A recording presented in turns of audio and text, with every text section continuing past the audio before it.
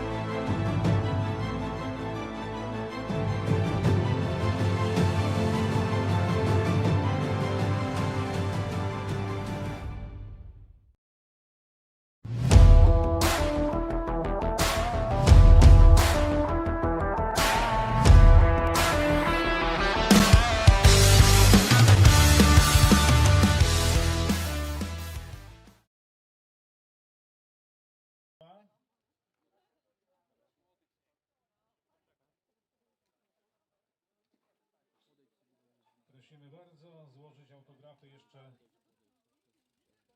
na liście startowej. Dzień dobry, witamy w Sobótce. Dzień dobry, witamy wszystkich serdecznie w Sobótce na ogólnopolskim rozpoczęciu sezonu kolarskiego 39. Slezanski Mnich. Trwają aktualnie wyścigi dla juniorów, elity kobiet i juniorek. Chyba swój wyścig już zakończyły juniorki młodsze, także mamy już pierwsze rozstrzygnięcie na dzisiejszym wyścigu, w wyścigach juniorów młodszych, młodzików i młodziczek. Wszystko zaczyna zazębiać, nawet pogoda się lekko poprawia, także myślę, że wytrzyma pogoda i zawodnicy w dobrych nastrojach i warunkach skończą dzisiejsze rozpoczęcie sezonu.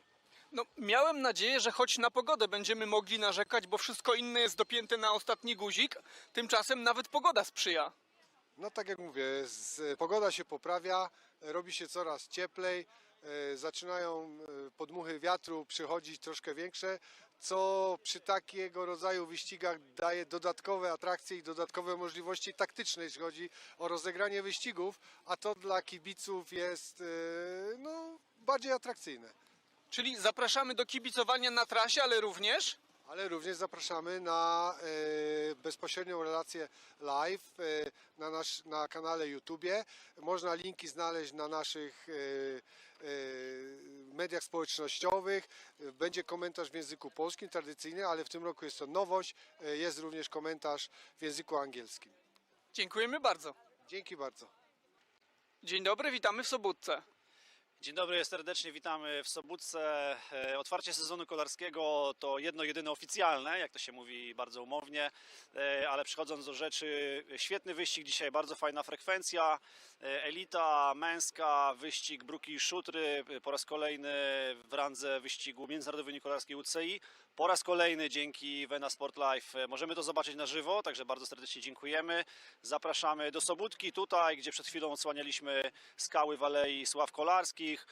Za nami pierwszy i drugi blok wyścigów, także za chwilkę będziemy dekorować zawodników. Pogoda typowo wiosenna, fajna, ważne, że nie pada, także cieszę się, że do tego momentu wszystko przebiega zgodnie z naszym planem, jest bezpiecznie i jest piękne święto kolarstwa. Czyli zapraszamy do Sobótki, zapraszamy do kibicowania na trasie i zapraszamy do śledzenia transmisji live. Tak, zapraszamy do Sobótki nie tylko dzisiaj, ale w ogóle do trenowania. Bardzo przyjazne miejsce, bardzo fajny teren, Góra Ślęża, podjazd pod tą padła, można go wjechać z dwóch stron, nawet z trzech. Zapraszamy oczywiście do śledzenia transmisji na żywo od początku do końca i z odtworzenia, jeżeli ktoś będzie chciał sobie to obejrzeć kiedy indziej. Dziękujemy bardzo. Dziękuję bardzo. Serdecznie witamy w Sobótce, gdzie jak co roku odbywa się wielkie ogólnopolskie rozpoczęcie sezonu kolarskiego. Tym razem mamy świetną frekwencję, niezłą pogodę, nie pada, chociaż jest trochę chłodno. Ścigają się amatorzy, ściga się elita. Jest po prostu doskonale kolarsko, zapraszamy do zabawy. Zapraszamy do kibicowania na trasie, również przed telewizorami. Czego się można dzisiaj spodziewać po tym wyścigu? Amatorzy walczą o to, żeby czuć się jak najlepiej, a zawodowcy o jak najlepsze miejsca. Myślę, że walka będzie naprawdę dobra, bo frekwencja rzeczywiście jest doskonała. Zróżnicowany wyścig, sektory szutrowe, brukowe i trochę asfaltu. Które według Ciebie będą najtrudniejsze? Jak zawsze szutry, one jednak mocno selekcjonują stawkę, także mam nadzieję, że będzie na co patrzeć, będzie komu kibicować. Kibicujemy wszystkim. Dziękuję bardzo. Dziękuję bardzo. Tradycyjnie jak co roku w Sobótce otwarcie sezonu to jest już historia, a Sobótka to jest miejsce polskiego kolarstwa. 1400 uczestników, czyli mamy 800 licencjonowanych i 600 amatorów, jest to naprawdę wielka liczba. Zawody od 9 rano, juniorzy młodsi, juniorzy, cały dzień, święto kolarstwa polskiego, także jak zwykle Sobótka stanęła na wysokości zadania. Panie prezesie, pytałem o to prezesa Dolnośląskiego Związku Kolarskiego. Zapytam i pana, jak wygląda sytuacja przy tym zróżnicowanym terenie, czyli szutry, bruki i trochę asfaltu. Z doświadczenia? No, na pewno będzie trasa wymagająca, na szczęście jest sucho, to troszkę może ułatwi zawodnikom rywalizację, ale trzeba mieć dużo szczęścia, bez defektów, bez upadków i oczywiście trzeba być najlepszym, żeby wygrać. Zapraszamy na trasę do kibicowania. Młodzież już swoje wyścigi skończyła. Wydaje mi się, że przyszłość kolarstwa naszego leży w którym momencie? Idziemy do przodu, ruszamy z nowym restartem, zasypujemy tą dziurę pokoleniową, która była po Michale Kwiatkowskim i Rafale Majce, także mamy młodzież utalentowaną, wybitną i szukamy dalej następców Michała i Rafała. Dziękuję bardzo. Dziękuję.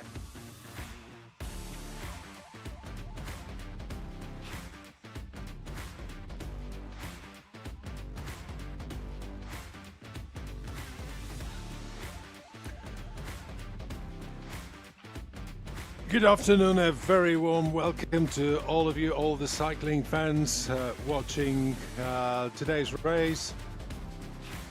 The name Bruki and Szutre by Slezanski Mnich, let me translate. So it's Cobbles and Gravel by Slezanski Mnich. I will explain all of this later on. Now just enjoy the landscape of the Lower Silesia. As you can see, the hill right in the middle of this landscape, this is the hill called Silenza or Ślęża in Polish, and this is where the names come from, the Silencian monk.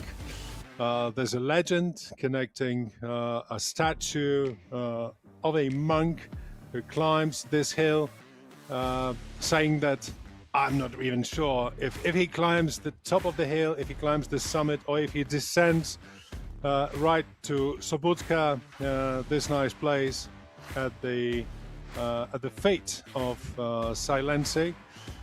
So when the monks comes either way, the world will end. This is what the legend says. However, this is a small statue of the hill and the town in the marketplace of Sobótka. So everybody coming in can watch it. Nice place indeed. Churches, old buildings, and symbols of a bear, also associated with the hill and with old-time legends. And this is the season opener. Bicycle racing, road racing season opener. Traditionally, the race in Sobótka opens the season, so you can see the tulips blossom, and it just comes a bit later than in the Western Europe. However, although it's in the middle of April, it's still a season opener for all the racers who come here in their droves every year, because this Silencian monk will take place for the 39th time this year. So rich traditions and lots of good teams, some of them Polish, some of them local, some of them international, coming from the neighboring countries, from the Czech Republic, from Germany, from Ukraine. And this is what guarantees really high sporting level, signing of the starting list, normal procedure. Vosty team, one of the top Polish road racing teams, signing the start list. Vosty with the vice champion of Poland from last year, Paweł Bernas, who also races mountain bikes, but is a seasoned road racing rider. And the official presentation here on stage in Sobótka for the Vosty ATS cycling team.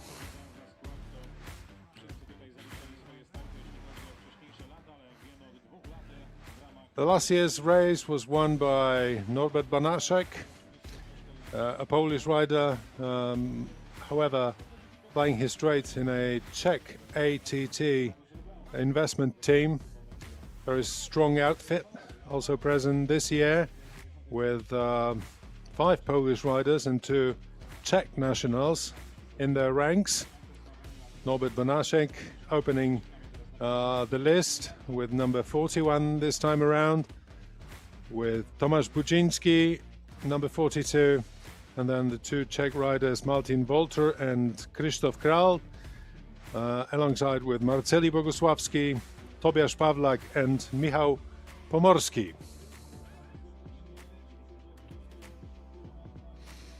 There's also one national team, Polish national team. However, it is understood that this is not the road national team, it's the cyclocross national team, who decided to try their luck. And the weather today, a bit chilly, however, without any frosts. The highest temperature this time should be about 12 to 13 degrees centigrade. And here you've got the race plan, the race map, with 148 kilometers and 200 meters, with 22 special sections. Well, of course, this means what it means, what it says in the race name. These are going to be cobbles and gravels. So you can say it's a fusion of the famous Paris-Roubaix, which take place on the very same day out there in France, with Paris-Roubaix featuring about 30 special sections, also hard cobblestone, while the Slezanski Mnich or Slezanski Mnich, well, either name is proper, you may choose the right one for you. So the Slezanski Mnich features only 22 special sections, most of them cobblestone, with about 2 of gravel. But these gravel sections are supposed to be the most selective ones, with most difficulty ahead of the riders. So the racetrack is a bit, as you see, a bit winding, a bit complicated, but not as much as one would expect. The riders will depart from Sobótka and then head towards Jellovita. I'm absolutely sure these names will not tell you a lot, but let's just say that Jellovita, not very far from Sobótka. Then the next passing point will be Ręków, and then they will reach the first special section in Puszków-Wilczkowski. So that's where the cobblestone sections will start, and will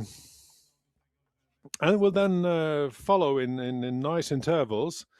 The first section is on the 26th kilometer of the race, and the next one on the 31st or 32nd kilometer, and then every 5 or 6 kilometers you can expect the next special section with mainly cobblestone, and at the end there will also be some gravel.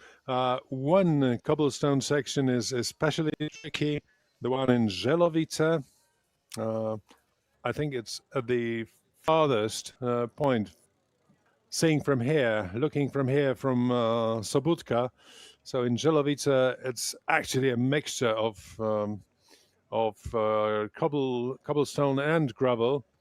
So the cobblestone is in a pretty rusty shape, and all the riders are well aware of that. And there's also one special section with the concrete, as opposed to the normal tarmac, which covers all the roads near Sobutka, as a rule. So we are getting closer to the start of the race. 148 kilometers ahead of the whole peloton, and it will soon get going. There's no honorary start. They start racing right away.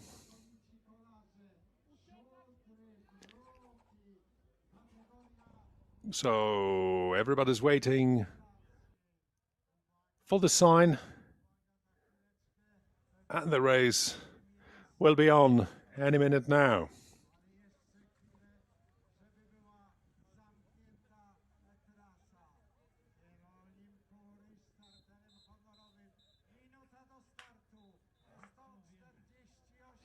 One minute to go to the real start of the Slezanski Mnich. So just to remind you, right at the start of the race, the Slezanski is the name of the hill just next to the town of Sobutka. The Polish name is Ślęża. The Slezanski comes from Latin. It's an old name. And then the hill is slightly more than 700 meters above the sea level. However, you cannot climb it by road bike. You can try riding a mountain bike, but as a landmark of this part of Poland, of the Lower Silesia, it's often mentioned, as you can see it on the right-hand side from the start line. And here they go. Here they go. We have 137 riders, 137 participants racing today in Sobutka. Good luck to all of them. Then on we go for the cobblestone, gravel and tarmac on the way to the finish line. The finish line is also in Sobutka, so they will come back in a few hours. And the finish line is quite close to the place where they started. Well, some unlucky riders indeed at the very end of the peloton is now regrouping and consolidating at the very beginning. But as it was the real start, you can expect breakaways at any time. Not too many hills, not too many climbing. It's a rather technical race, but not from the climbing point of view. But those special sections make it difficult. As some of the people here in Poland joked, there is a small race going on in France on this day, somewhere near Paris and Roubaix. But the real stuff goes on here. As you can see, there's a first attempt to break away from the peloton.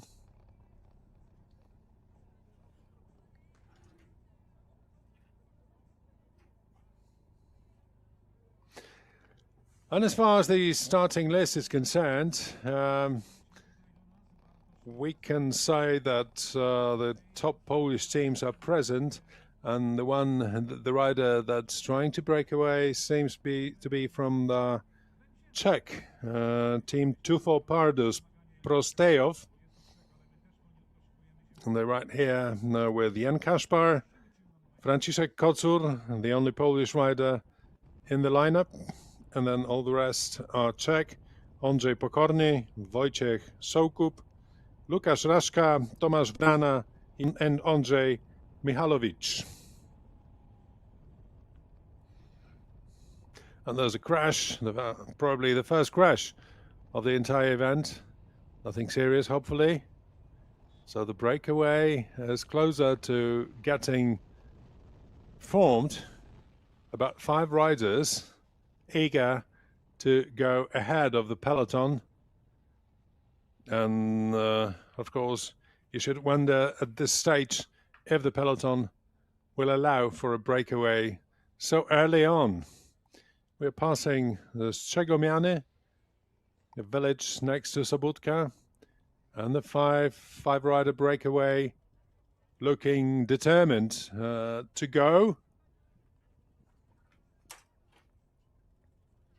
We'll see how it goes in a couple of minutes.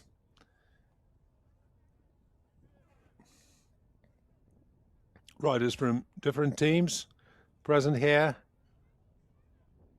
And there's certainly another one who tries to join this breakaway group.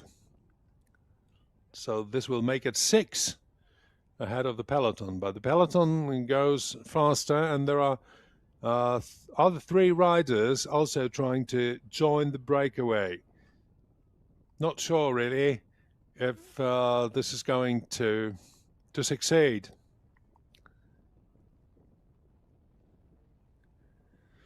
So as top Polish teams are present, it can be and can be thought that one of the Polish riders will try to win this race. However, some strong opposition may come from the Czech or German riders from other teams.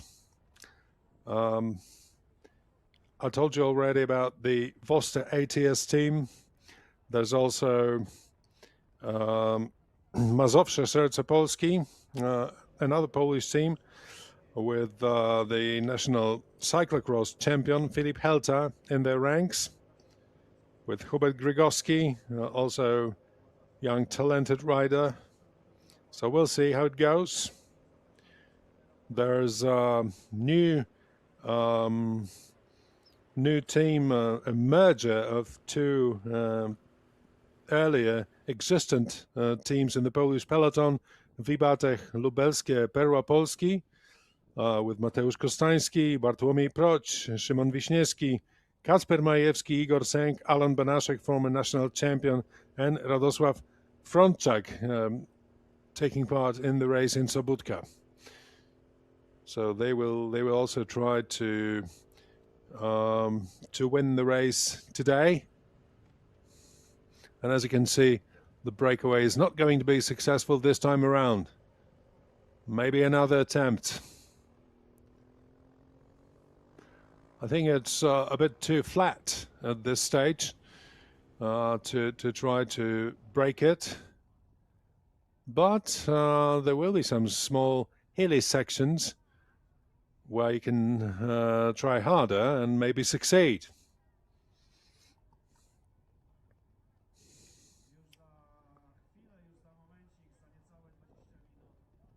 Another attempt to break away follows suit, but as there is eye contact between the 2 groups, it's not very easy to get away.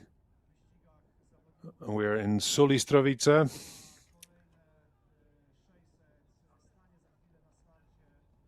So a small hill to negotiate.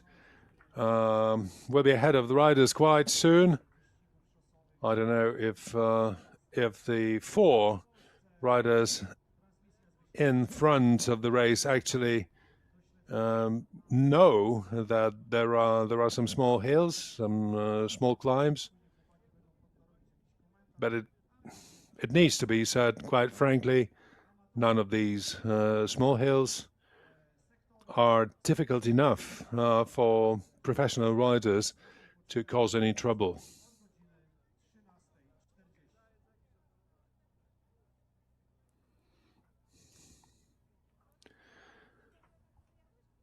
Number 57 at the end of the peloton was Paul Germer from Run and Race Solapur, the German team present in Sobotka today, with Bastian Dietl, Sverre Littlerer,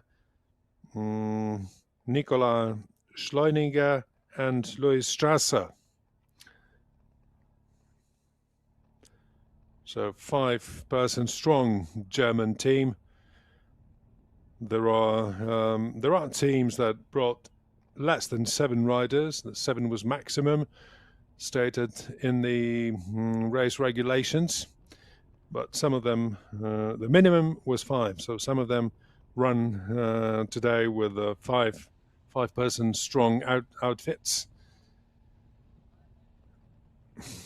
As we can see, not too many chances for the early breakaway to reach some advantage ahead of the peloton.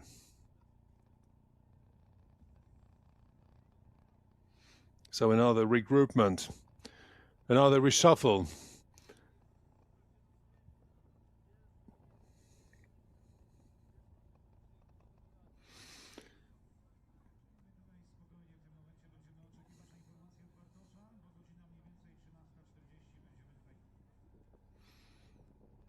Initial numbers from 1 to 7 in this race are reserved for the Chrobry Głogów Polish club team.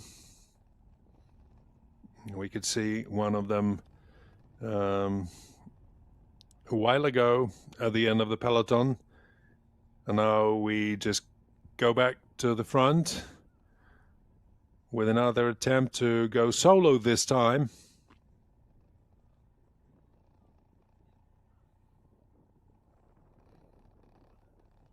Number 84, meaning that we have Georgi Antonenko, an Ukrainian rider.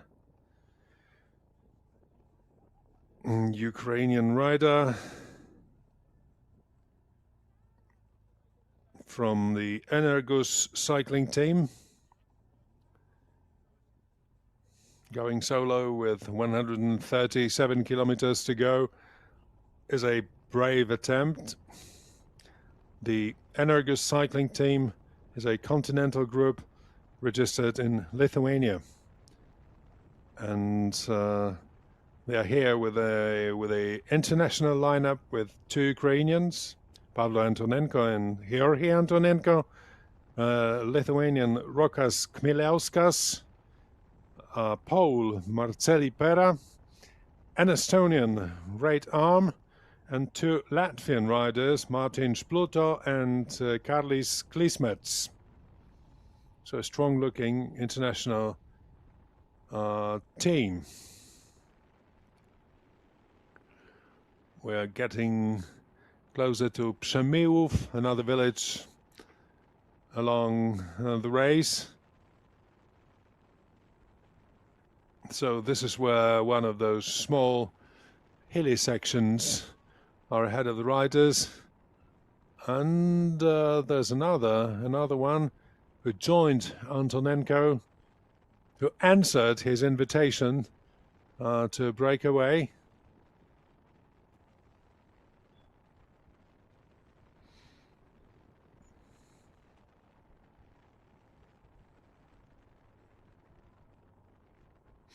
Number 115. And this is Mikael Kukerle from Kasper Crypto for Me. Jelkov Electro, yeah, the Czech team. So a very nice breakaway. 2 riders, 2 strong ones. Georgi Antonenko wearing the national champions jersey. And indeed, last year he became the national champion of Ukraine in the road race and finished 4th in the individual time trial in the Ukrainian national championships. So Antonenko and Kukurla.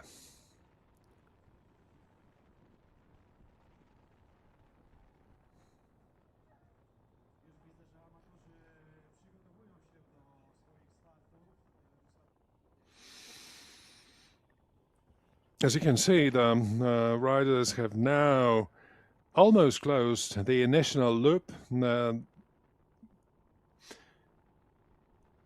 Then they will head towards Jellovita and Rankov, where the first cobble sections await them. And as far as the loops are concerned, there are 2 sections in today's race where the riders will have to complete 2 laps of relatively small loops before they can continue the race. So one of them will be with this tricky cobble and gravel section near Jellovita. That's about the middle of the race. And then coming back to Sobotka, and they will encounter another loop near Rankov and Cheshica, also full of cobblestone and full of difficulty. It's never too early to get some food, to get some energetic gels. And here we've got the Ukrainian champion with the name Vilnius on his side. Well, of course, I told you the team comes from Lithuania, Energus cycling team, the other rider being from a Czech team. This is Mikhail Kukurle, the other one being Georgi Antonenko from Ukraine, last year's national champion in road racing. So a really strong couple.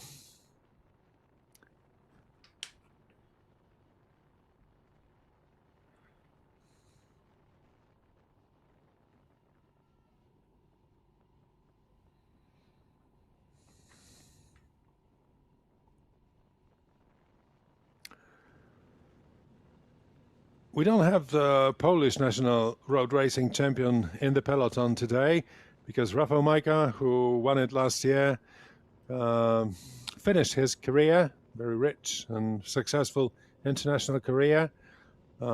He's no longer an active professional cyclist.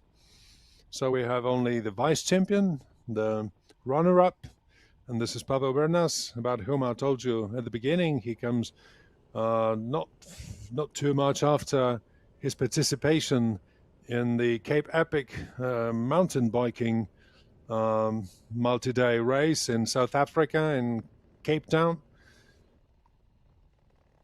as he combines mountain bike, the cross-country, Olympic cross-country racing and the marathon with the road racing. So he's very versatile. And now we pass along Świątniki. So we've not reached the cobblestone sections yet. And now number 137, taking a drink from his water bottle.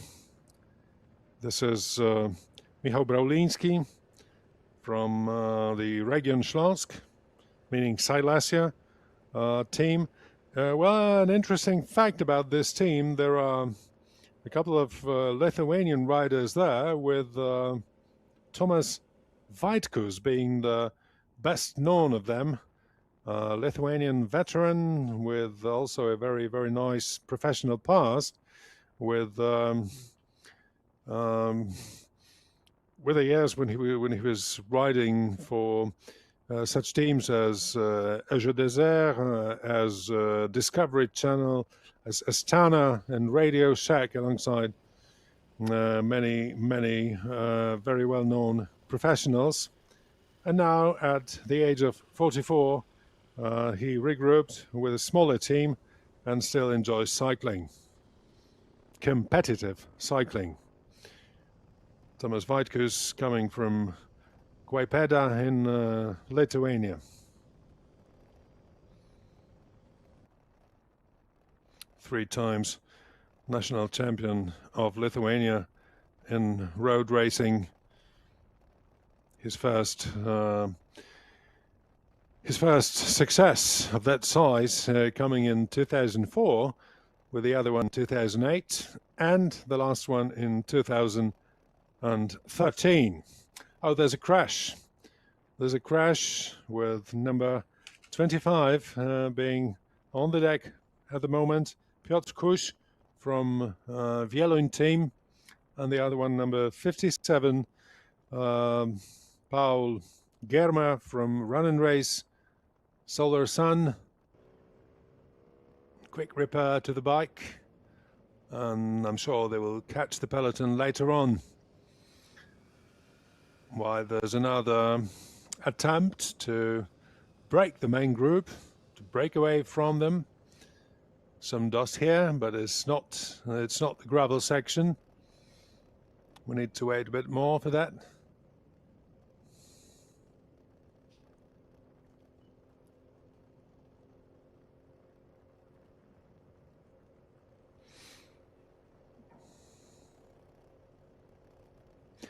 The Slezanski Mnich, today's race, as a season opener, is supposed to focus not only on the elite race, but also on many other age group categories, with juniors, with under 23 riders, with women elite and women juniors also, each group starting in their time slot, and each one finishing here in Sobótka. And this is a tradition dating as many years back as in, I think, 2010, when it's the officially declared season opener here in Poland in the road racing community. So you can win points to national rankings here. And of course, for the second time running, the race is recognized by the UCI, and it's in the international calendar. So it's developing, and it's not only a season opener for the national field, but also a nice opportunity for international foreign teams to come here and try the nice cherry blossom alongside the road in Jellovita, another village that we pass, still without a cobblestone section. So it's still pretty early on in this race.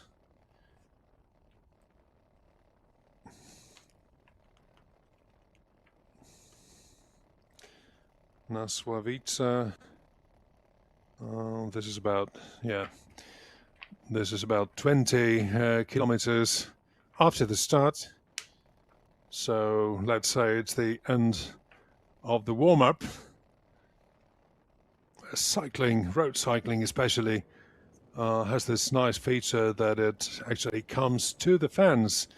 Sometimes people who really want to watch cycling don't need to travel a long way, and they just leave their home, go in front, and can see the riders passing by. And this is just what happens today in Lower Silesia. This part of the race, this part of the road, also served as a part of one of the stages of the Tour of Poland, the UCI World Tour race. A couple of years ago, they started the stage in Szczecin, and then they were getting to Sobótka, closed a nice loop with one classified climb, I think, and then came back to Szczecin and followed towards Opole, I think. So the main difficulty at that time, and I think this time around it's going to be very similar. So the main difficulty was not cobblestone, was not gravel, It was not the climbs, it was the wind. As you can see, there's a lot of open space here, and if it becomes windy, it can cause some problem to the peloton. It may break at that time, but now it's consolidated again. Only a small gap somewhere in the middle of the main group, of the main bunch.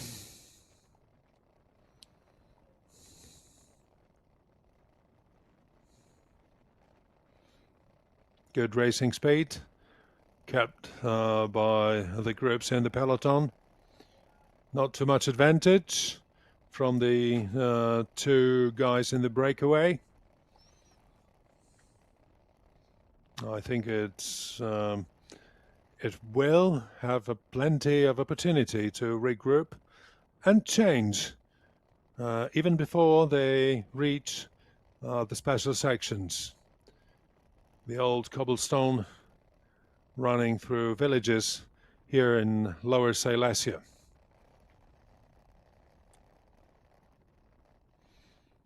Race Commissar's vehicle passing alongside the peloton.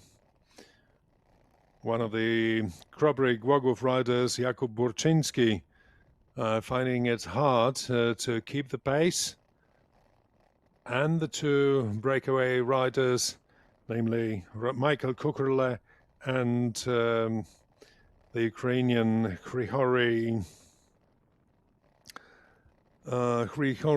Antonenko, are in front all the time, and they cooperate. They keep the pace high enough not to be caught too early. Nice effort.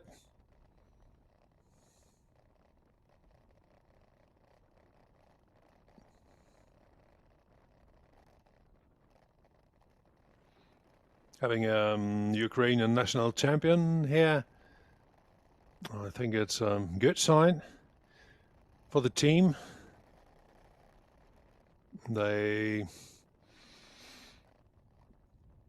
may think it's good to send one of the riders to the breakaway and then find their chances somewhere later for the other riders. I told you it's an international team with 2 Latvians, 2 Ukrainians, 1 Lithuanian, 1 Estonian, and 1 Pole in their lines. So we'll see what happens later.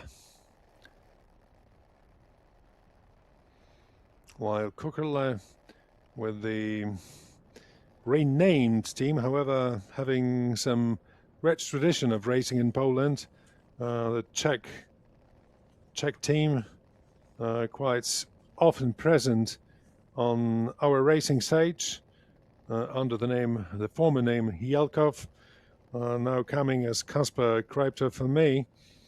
So Kukurle with his teammates Toman, Bittner, Bittman and Summets will also try to get into action maybe later on after the breakaway ends. So there's a kind of gruppetto forming at the back of the peloton. Riders who find the pace too high, too quick, and too demanding.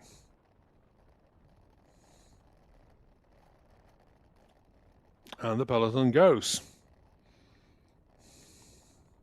As we say it in Polish, the train has gone. Nothing you can do about that. Of course, if you don't find enough stamina, enough determination to keep up with the main group.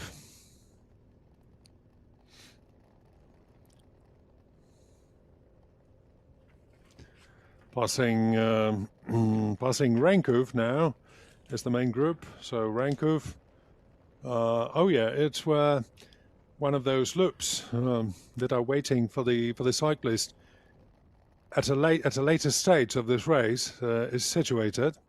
So they will have to complete 2 laps of the slope near passing Ręków, Olbrachtowice and Cieszyce with special sections, of course. But now they just go along. They go past and they head towards Pusków, Wilczkowski, another village that's shortly before the first special section. So it seems to me that this breakaway, this two-man breakaway, should easily reach that first special section and try to add something to their advantage.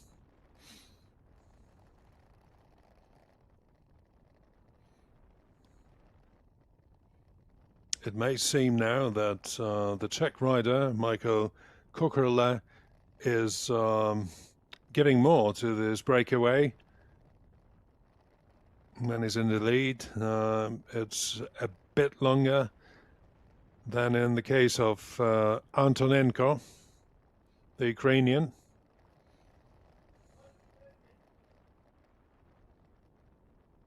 Well, maybe he's more determined and in better shape.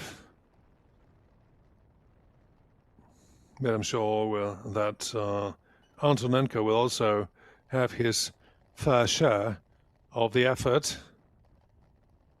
Nice, smooth tarmac at this moment ahead of the riders. Damianovica, and the advantage, the gap between the breakaway and the peloton being 35 seconds at the moment. You could see the arrows, those black arrows on road posts. This is the signaling that when they will come back to this place, they will have to turn right and complete the laps that I told you about. So this will be on the way back, several kilometers after, and now it just goes straight ahead, and now we have Antonenko in the lead. Here Antonenko being still a young rider, only 21 years of age. As you examine his professional CV, being the national champion is certainly the biggest of his achievements. But this is not the first time that he comes to Poland for racing. He also participated in the around the Mazovia region cycling race. And he finished 36th in that one.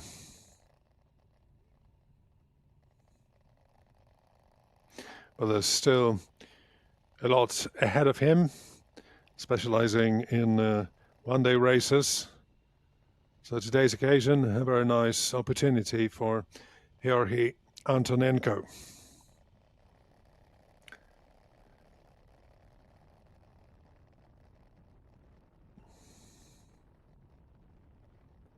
While his companion here, Kukerle,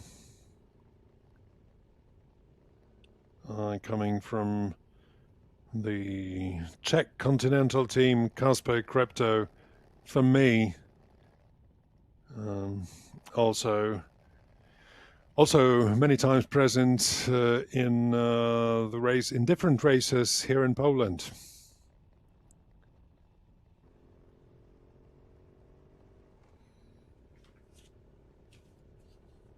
Quiet moment in the peloton. No hard shoulder here on this road in Lower Silesia, so it needs to be taken very carefully so as not to get into the ditch. And this is Pusków Wilczkowski, a village where we expect the first cobblestone section. And this is just ahead of the riders. And here's the feeding zone. So fresh water bottles can be collected from the sides of the road.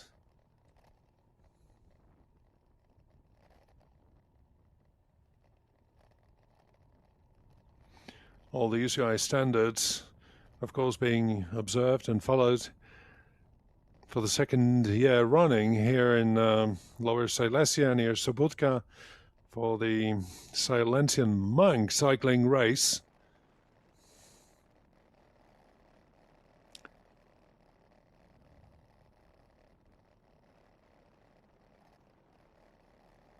And the breakaway riders getting closer and closer to the first cobblestone section in today's race. So this is where it's supposed to get really interesting. Of course, different riders find different tactics to negotiate such sections.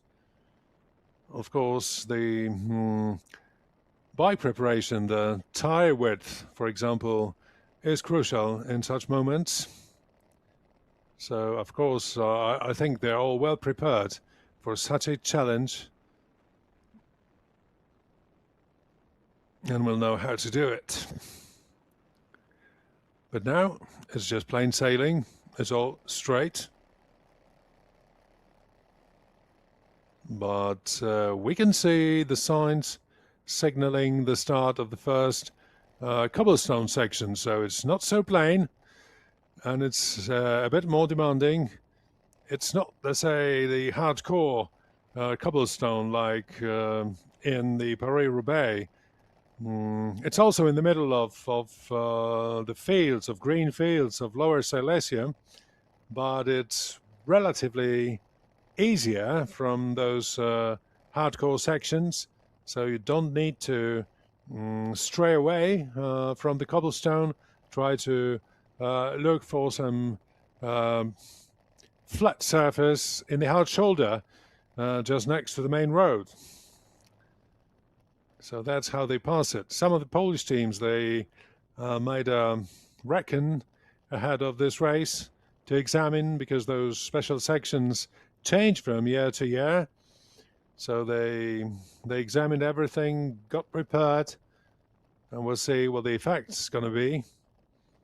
Now the two breakaway riders, Kukrela and Antonenko, are still ahead of the race. Now it's 45 seconds advantage. And the first cobblestone section goes without any trouble.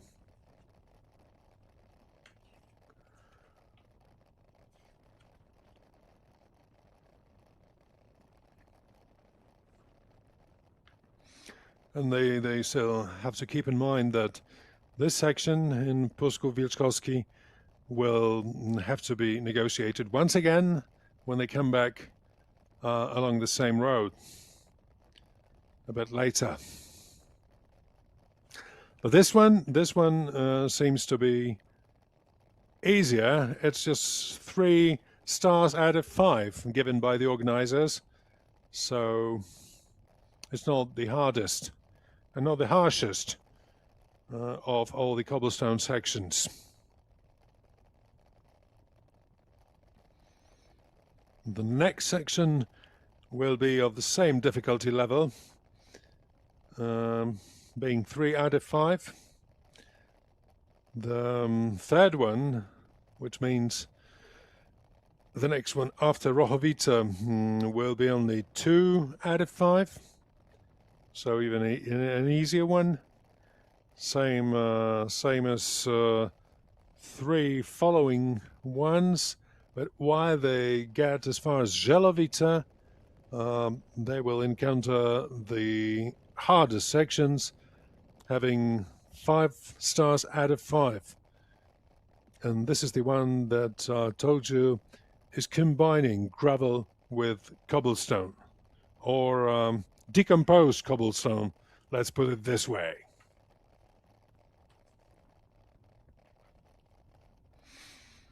Peloton also passing along the first cobblestone section in Puszków-Wilczkowski. All quiet in the main bunch, but slightly less riders, as we saw.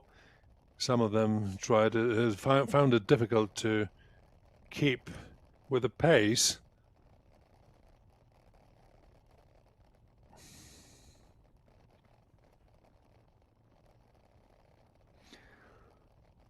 And we've covered already about 38 kilometers of today's parkour.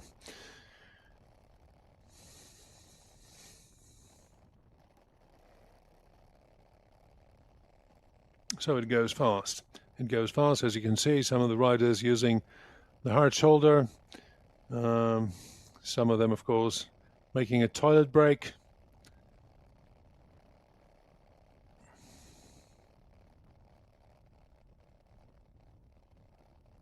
But as most of the riders from the main bunch go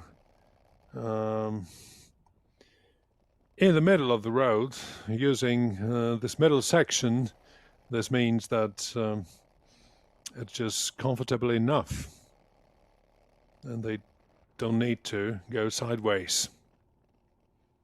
This hard shoulder being really hard, not making it too difficult, not too much sand in there. So it also seems fair and plain for the riders who use the full width of the track here. So it's Tyniec nad Ślężą now, meaning the cobblestone section, quite a long one, ends here, and we come back to the normal tarmac. So this first cobblestone section was 2.7 kilometers long. The next ones will be shorter.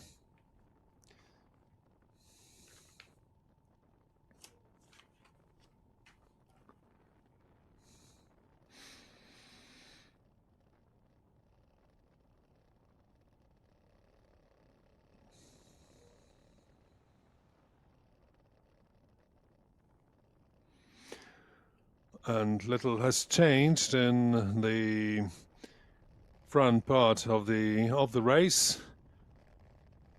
Two guys in the breakaway. Kukurle, number 115, and Antonenko, number 84, Ukrainian champion, in an appropriate jersey with Ukrainian colors. This is the guy.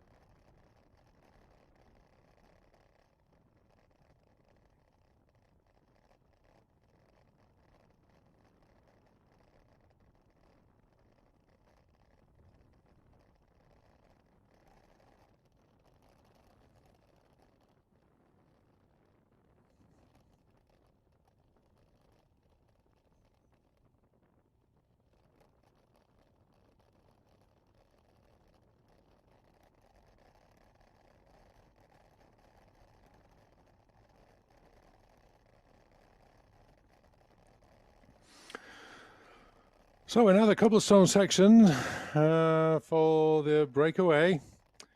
Kukla and Antonenko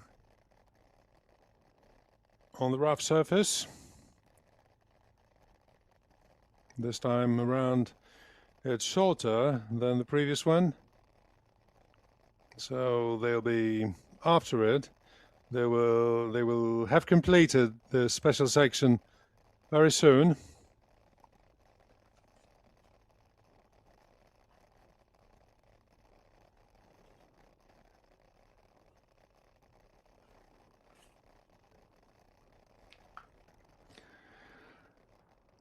And the peloton collecting the riders who were cut off at an earlier stage and now come back.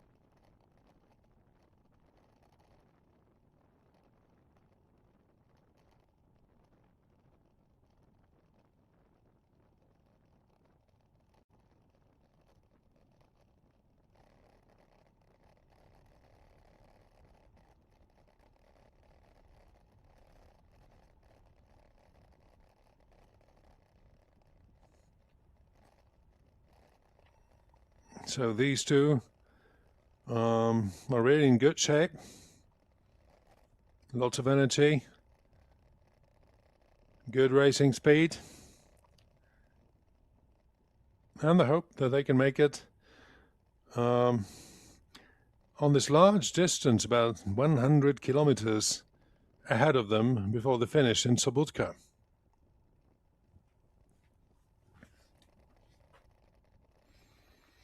But so far so good.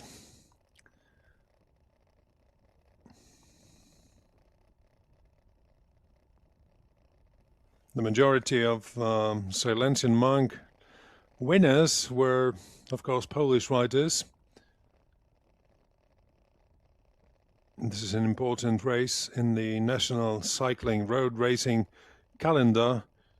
So really good riders taking the win in past years, with Norbert Banaszek being the winner last year, with Piotr Maślak in 2024, with Bartłomiej Proch 2023, and in 2022 there was an exception to the rule with a Czech rider, Daniel Babo, winning the race in Sobotka. Earlier on we had Adam Stachowiak, Paweł Franczak, Maciej Paterski, Marek Rutkiewicz, all very well-known Polish riders getting the win here in Lower Silesia. So we'll see what happens this year. Now we have two foreigners in the breakaway, Kukerle and Antonenko.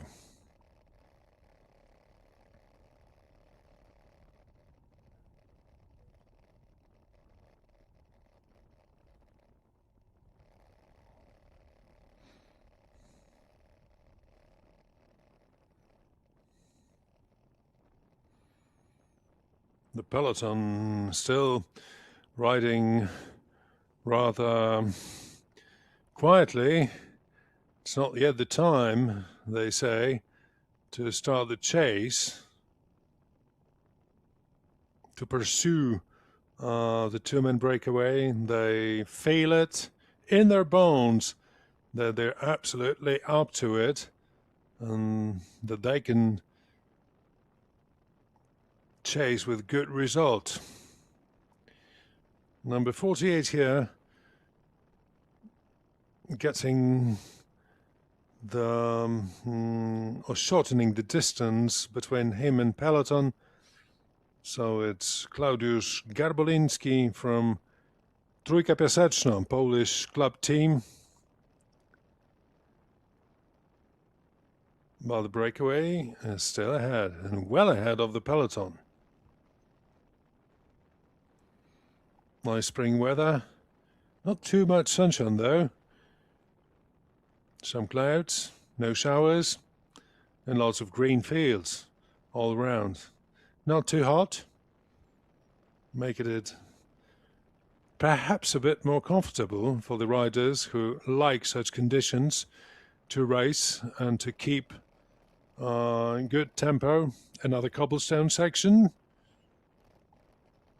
So we are in Podgaj. 2 stars out of 5 for this section of the race. So it's not too difficult, not too long. Well, they come at certain intervals. So this one being the 3rd one and the 4th one awaiting not too far away, with the 5th one being equally ahead of the race near Kondratowice.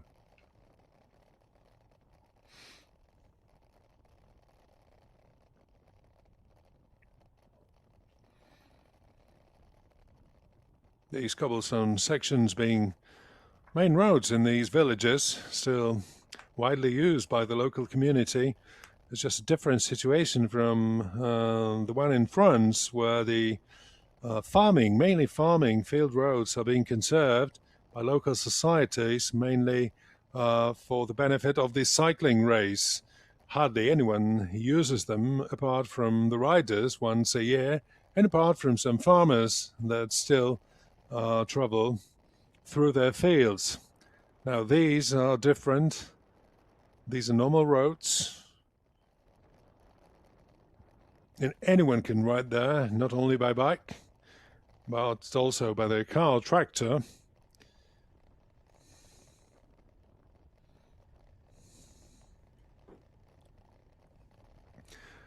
As we can see from the data here on screen, oh, there's a small crash, another small crash at the bend.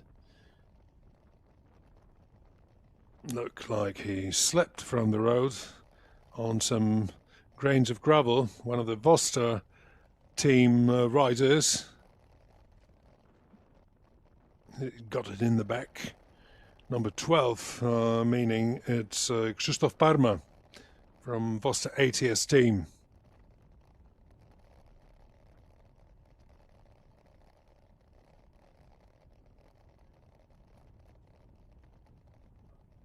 And we're back with the breakaway. A minute and a half. That's what I wanted to say. Couple of minutes before, minute and a half, 1 minute 30 seconds, with a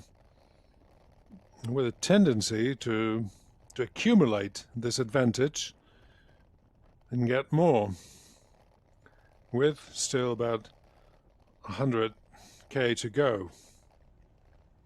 It's still quite a lot.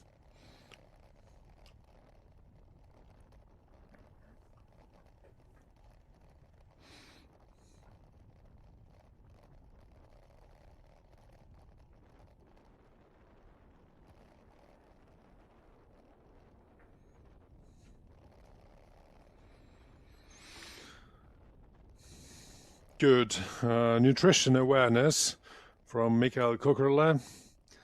You need to consume your fair share of carbohydrates every 20 kilometers so as not to get out of shape, not to lose energy.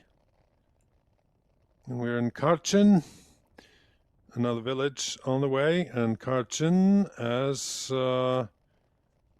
we see it in the race road book, is the place where there's another cobblestone section with the difficulty 2 out of 5. So they will soon enter this part, and the peloton is earlier there. Oh, we have 2 minutes and 10 seconds now, so it's growing.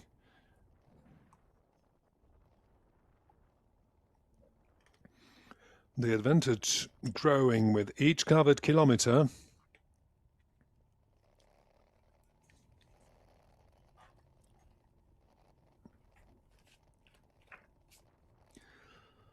Number 48, we saw that guy earlier on, getting back towards the peloton from Trójka Piaseczna, Klaudiusz Garbolinski. And there's another one, also trying to keep the pace. Number 136. 136 from Region Śląsk, Oleksiy Kmec.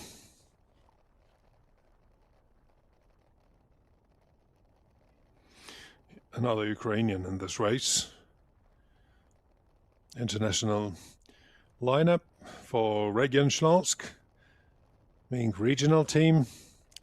3 Lithuanians, 3 Poles, and Oleksiy Kmec from Ukraine.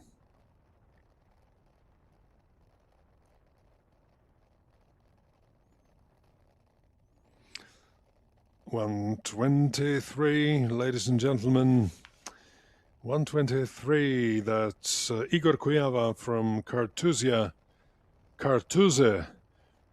the club team from the north of Poland, from Pomerania. And here we are, Karchen and another cobblestone section.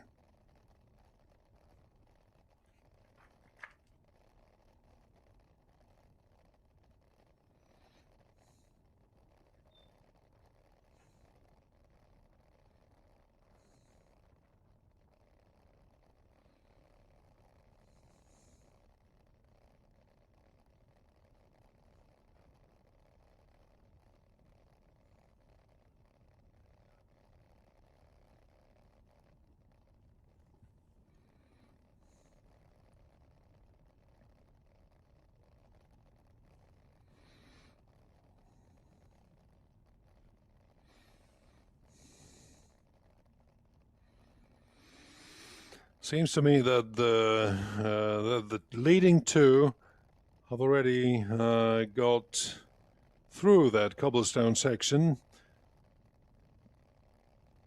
So that was number 4 in today's race. And number 5 will come soon. We'll soon have another cobblestone part measuring something like 1 kilometer, yeah, in Kondratowice, and the same level of difficulty, 2 out of 5.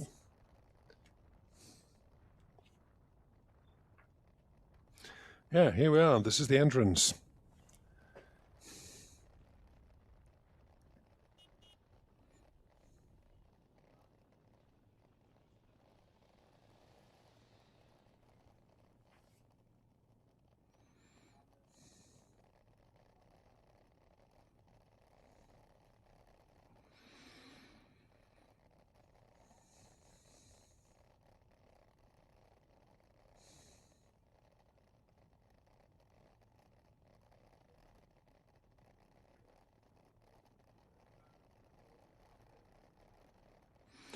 Still riding over cobblestone, passing Kondratowice and heading towards the first loop section of today's race. And here we are with one of the Polish national team riders, 128, Dominik Jedynak. They are said to be the cyclocross national team, so not necessarily finding these roads as their favorite. Well, they're just following the example of Tom Pidcock, I think, being so versatile, being able to ride equally well in all conditions, being at cyclocross, Olympic cross country, mountain bike, or road bike.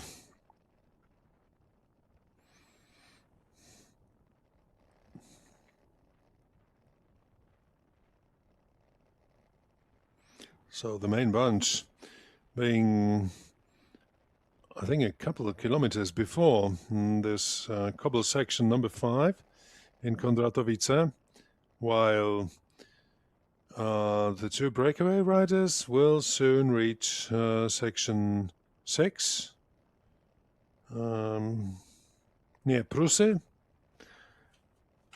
Prusy is another village along the way, and there's going to be a short section, only 400 meters, with the same level of difficulty, and that means 2 out of 5.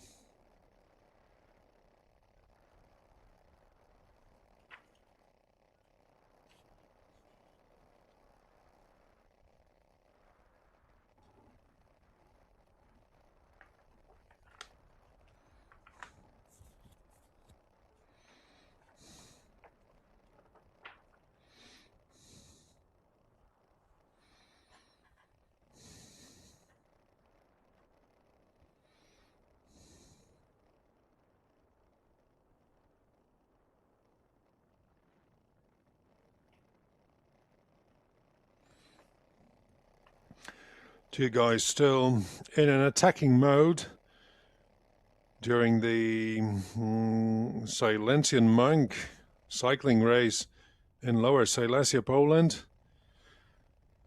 Ukrainian guy, number 84, Georgi Antonenko, and the Czech rider Michael Kukerle, number 115.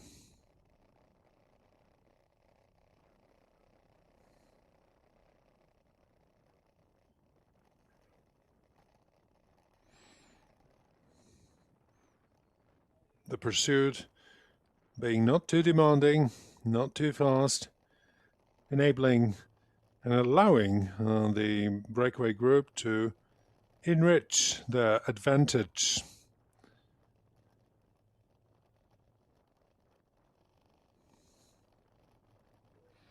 The cobblestone section in Prusy with some strip of tarmac on the side of the road, easy to guess that it's going to be used by as many riders as possible, in this case both of them.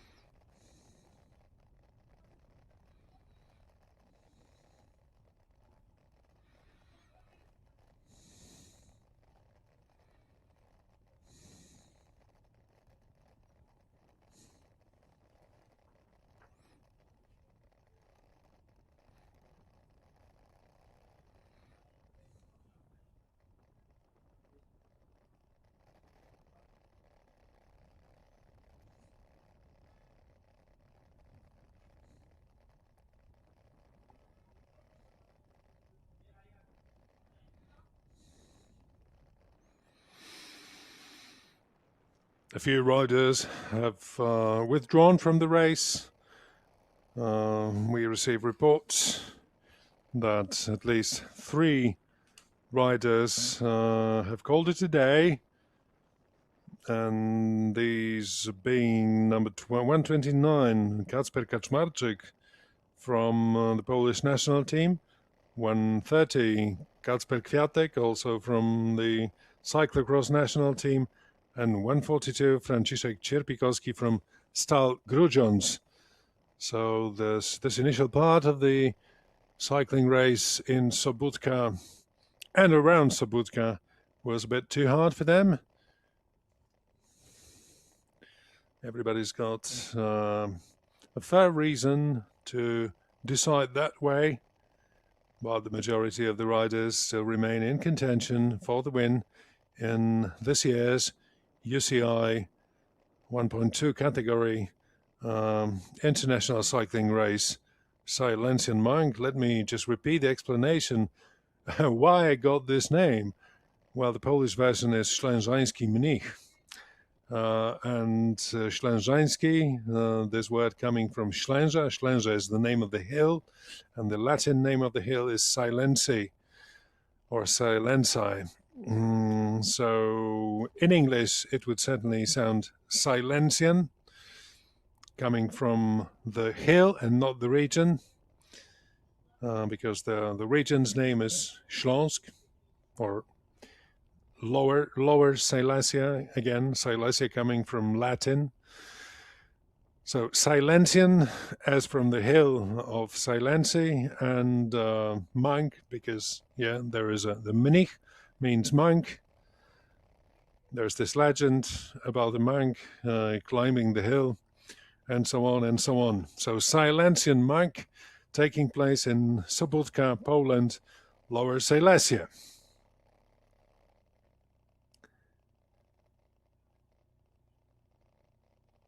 And the 2 leaders, 2 breakaway riders, Kukrle from the Czech Republic and Antonenko, Ukrainian. National champion of Ukraine with a suitable cycling jersey and also properly painted frame of his bike. They're cooperating well. They're finding it quite easy to retain this 2-minute advantage ahead of the main bunch. This is a brave attack, and this seems like a very, very well thought. Very well conceived.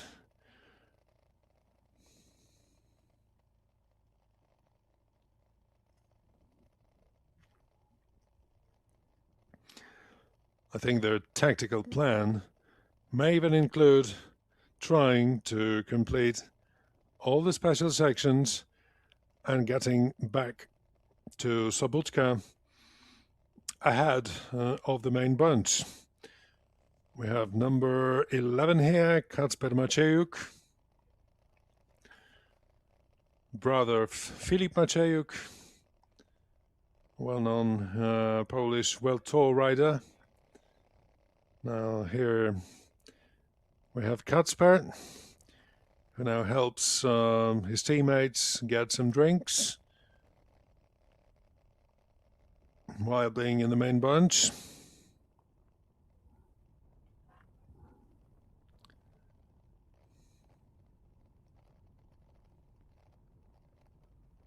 It may seem that it's getting warmer, so that it's like 14 degrees centigrade in the area, as some of the riders take the arm guards, arm warmers off.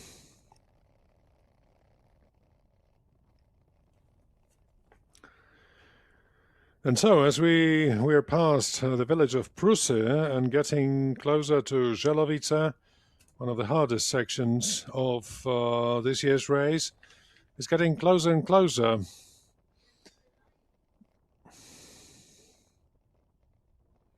Yeah, so arm warmers off.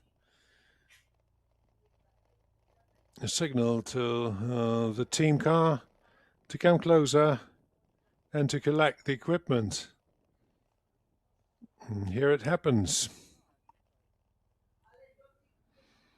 Team Tufo and number 80, Lukasz Raszka from Tufo Pardus Prostejov, Czech team.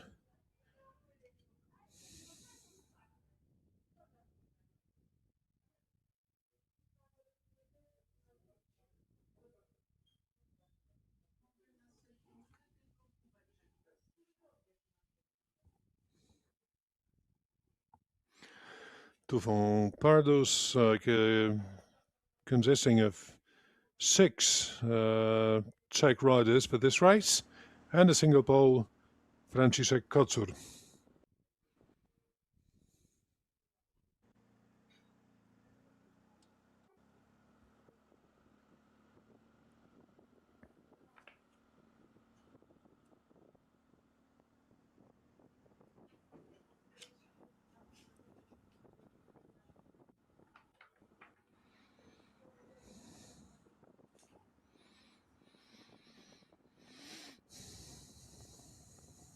Yeah, here's the tricky section, the trickiest in the entire race. The race marshal waiting for the riders, ready to direct them to the small wood where the tricky section consists of some decomposed cobblestone mixed with gravel, therefore making it quite difficult to negotiate.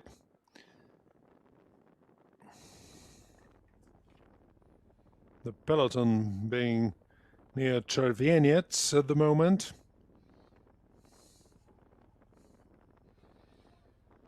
And the breakaway should be much closer to the special section in Jellovita.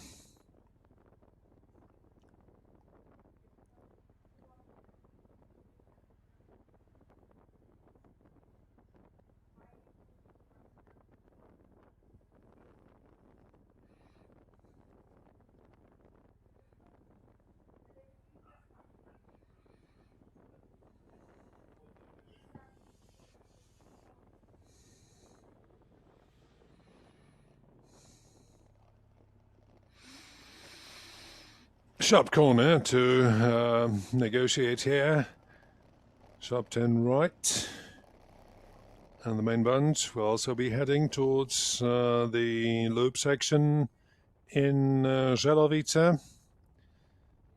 So 2 laps of this loop, 2 passages through this tricky section ahead of the riders.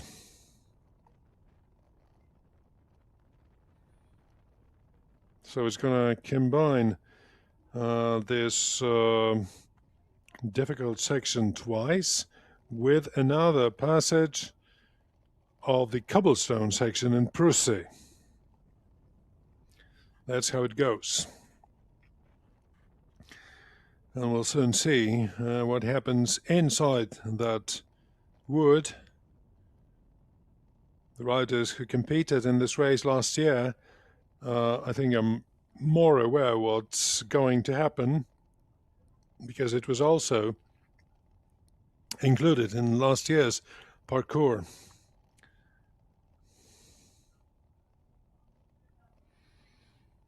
So this is the part of the race where the cyclocross riders may feel like at home.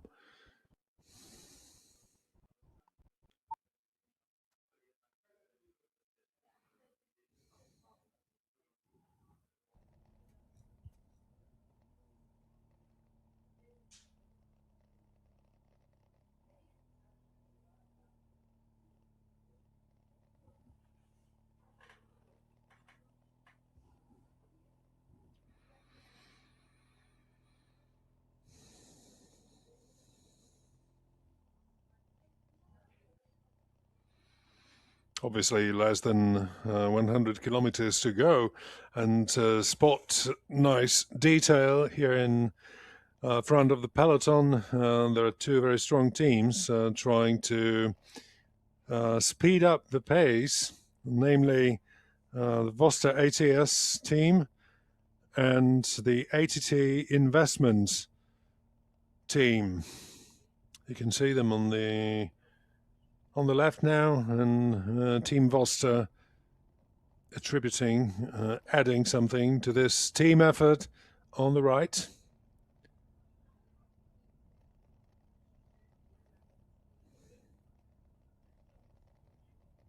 Well, this is the rear section of the group, where the riders again losing ground.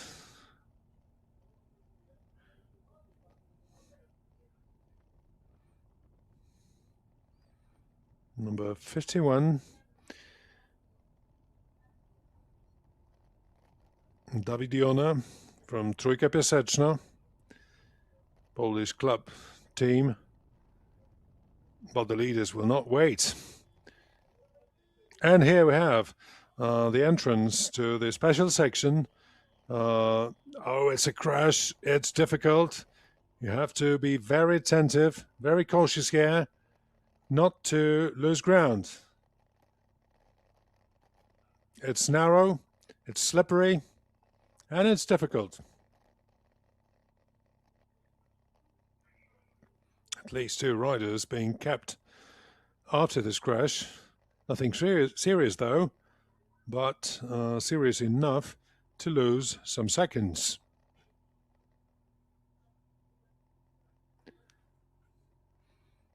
One of the Yelkov riders and another one from Energus cycling team,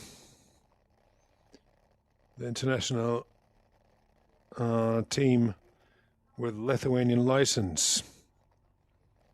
Well, some unlucky moments for number 44, Krzysztof Kral from ATT Investments.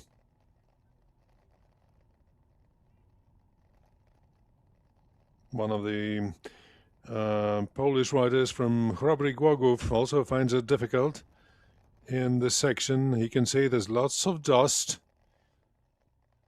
and the surface is very demanding. And here they come out of this woody section when it was difficult, and the peloton looks just different from what they looked like when they were entering. It's in pieces, and the leading riders from ATT look back. They make a head count. How many of them are still there, and how many manage to keep the pace in such demanding conditions? Krzysztof Palmer struggling here with Filip Prokopyshin. Some riders from ATS, the other one from Tarnovo.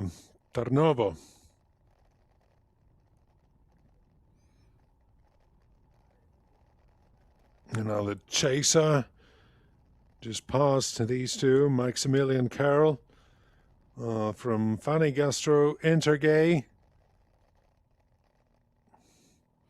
and we are in Jellovita. So that's the southmost part of today's parkour, of today's race. So now a quick comeback to Prusy for the cobblestone section, and then the repetition, the second lap of the passage through this very demanding cobblestone gravel section.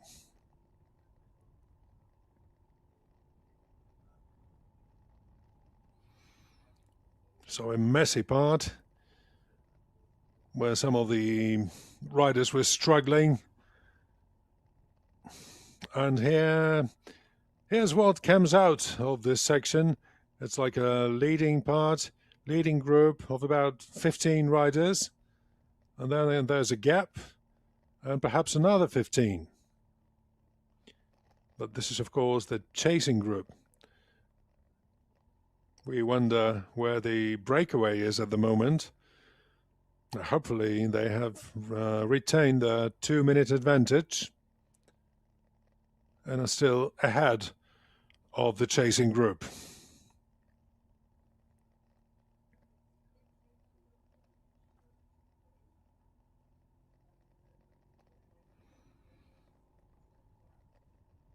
Obviously, there's been some major effort from ATT Investments and from Vosta ATS, two strong teams who think it might be the time to work harder and to catch the breakaway.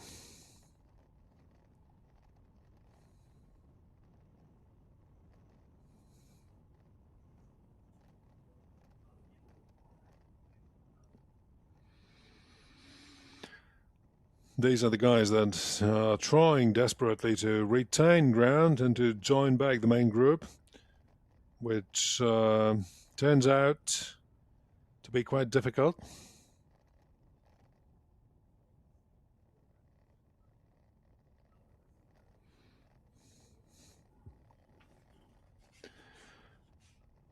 We could see number 124, which is Mateusz Uryga from Kartuzia, and one of his teammates in this unpleasant situation. Now, what's going on out in front? There's another attempt to break away from the group, and that makes it really interesting. This is a solo attempt, immediately followed by a counter-attack.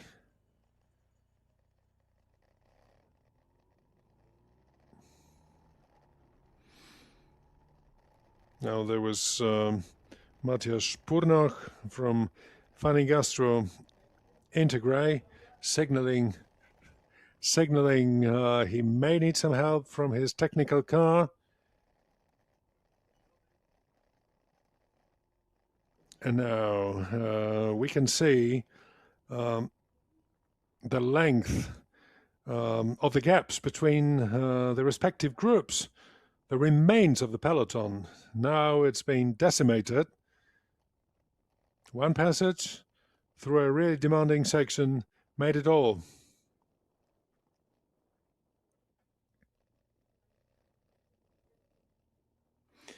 But this is the job is not done yet. They will have to come back there and negotiate it for the second time.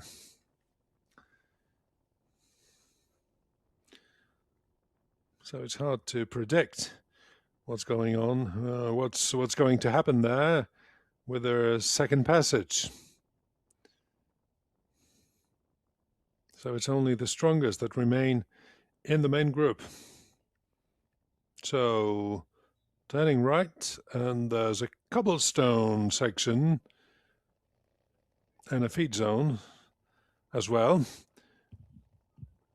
But the cobblestone about Vol. Another chance to get rid of a warm jacket. Here we go. It's getting quicker and quicker. Number 22. Radosław Frontczak from Wibatech Lubelskie Perła Polski, Polish team. Very promising new team that comes out as a result of a merger of two early existing teams. And here we have the main group, the main peloton, the main bunch, as you would like to call it. Konrad Czabok was there. We can also see Patryk Stosz.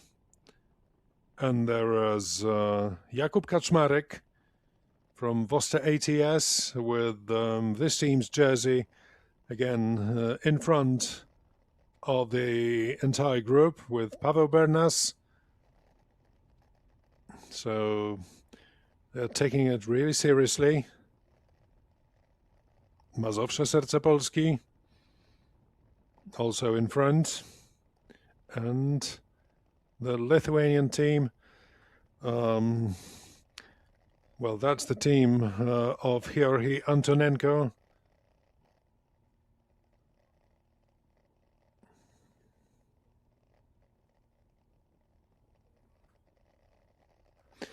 Rokas Kmieliauskas, Lithuanian rider in Enegus cycling team. Now, obviously, they shouldn't add too much to the pace now.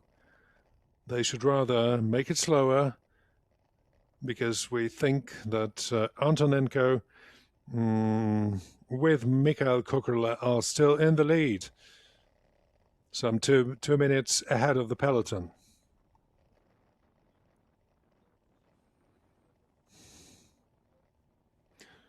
So the rest of the Energus cycling team will not make it too difficult for them.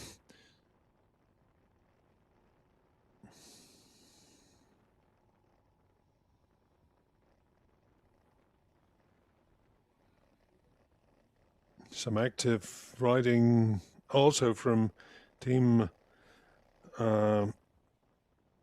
Standard Brandenburg, the German team here, with Richard Leu and a number of his teammates here in front of the group. Something's going on there. It's not just plain sailing. It may be a bit windy at this point in the race, so it makes the main group to part into smaller sections, and we'll see what follows. Roy Benari from Ciclo Team Havižov Tirana, here with number 33, somehow finding it possible to keep the pace. And another one, number 50 from Trójka Piaseczno, with Tadeusz Praxmeier.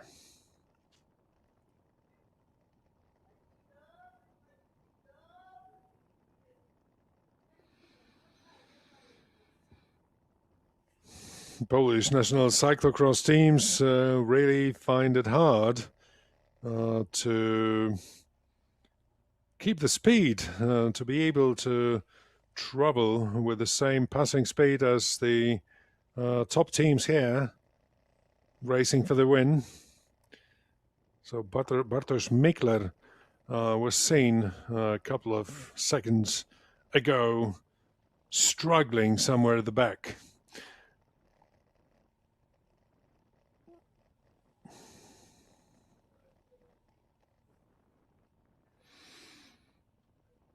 Number 104 in this group is Filip Helta from Mazowsze Serce Polski team. As I told you before, he is the national cyclocross champion, riding for Mazowsze. Very versatile rider, also finding it possible to race the cross-country races. So the mountain biking is not something strange to him. But of course, in the road racing season, he is there with his team racing in Lower Silesia in the Slezanski Mnich cycling race in Sobotka and the surrounding area. The main group looks thinner each minute. It's longer and there are less riders. We're 82 kilometers from the finish line in Sobotka, with the breakaway group of 2 having 1 minute and 50 seconds advantage over this chasing group.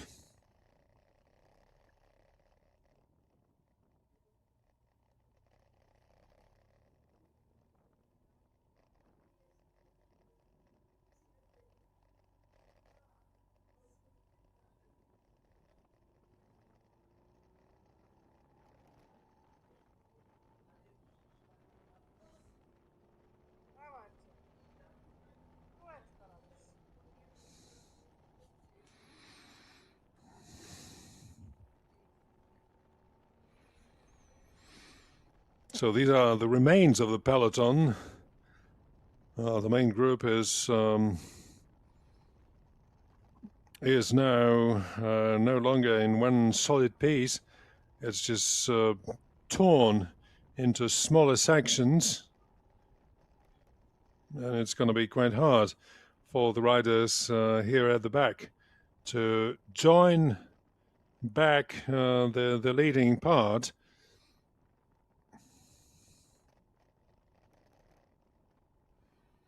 And unfortunately, we've not seen very much of the breakaway group for some time, but we hope that they're still there and they are making a good job negotiating the tricky section in Jellovita for the second time.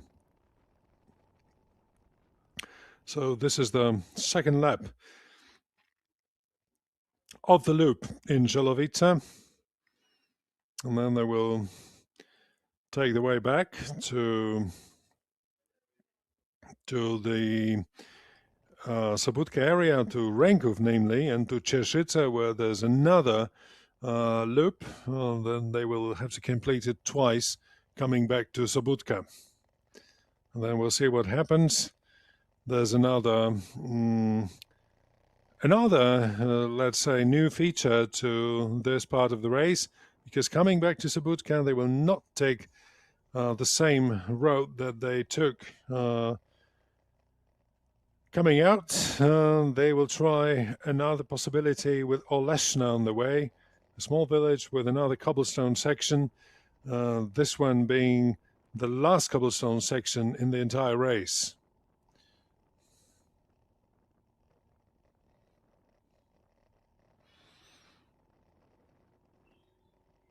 Marcel Korzyczak from Mostostal Puławy cycling team, obviously finding it hard when he's left all alone with some gap to complete before he can join the main group. Now it looks a bit better than a few minutes ago.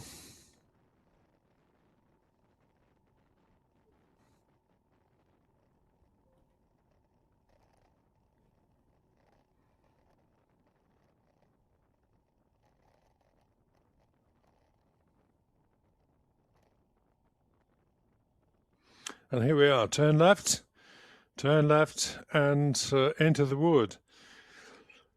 Into this special sections with gravel and cobblestone all in one. So here's where it may decompose again, as there's some decomposure in the road surface. There may also be some decomposure in the structure of this leading group. Well, chasing actually, this is not the breakaway, this is the main bunch. Then are the group of riders entering the wood. Well, that reminds me of Bois d'Arembert in the Paris-Roubaix. although the surface is not as hard as that one in France, it is still something to ponder over. There's only 1 minute left from the breakaway advantage. And that means it's getting serious every minute now. Franciszek Matuszewski from Mazowsze Serce Polski with some significant disadvantage, with some distance to recover as he's going to join the preceding group.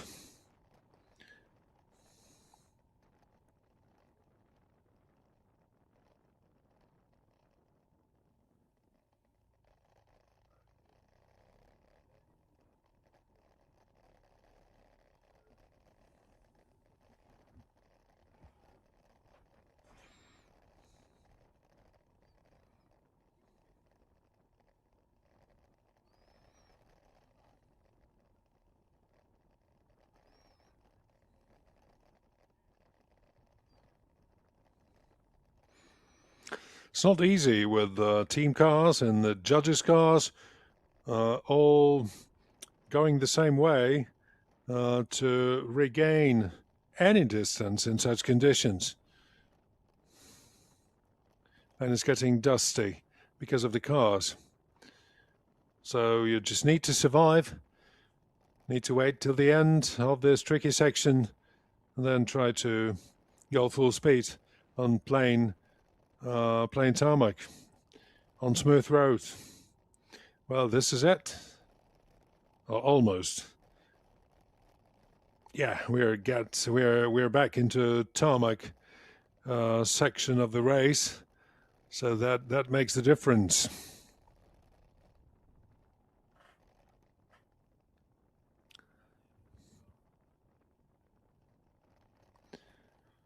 Number of other withdrawals were reported in the meantime, but that's quite understandable.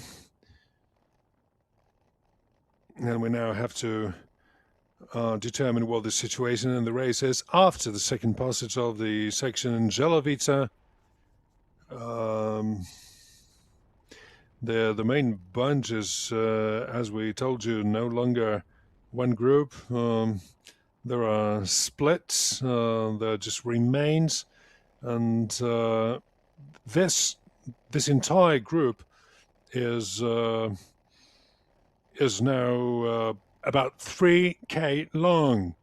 I mean, you know, counting in all the parts, all those remains, it's quite long. So there are at least 3 main groups, with the leading one being about a minute behind the breakaway.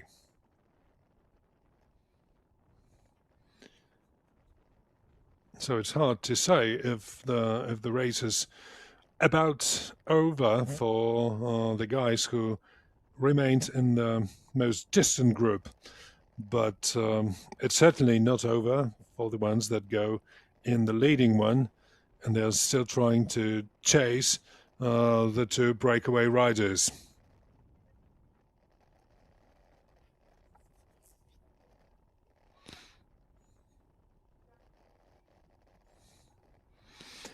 Anyway, the most difficult part is behind them. Still quite a lot of cobblestone sections to go through. And then the 2 loops near Ręków and Cieszyce. And after that, well, who comes out first? Who takes the lead after that second passage of 2 loops will have a fair chance to go for the win in this year's Slezanski Mnich.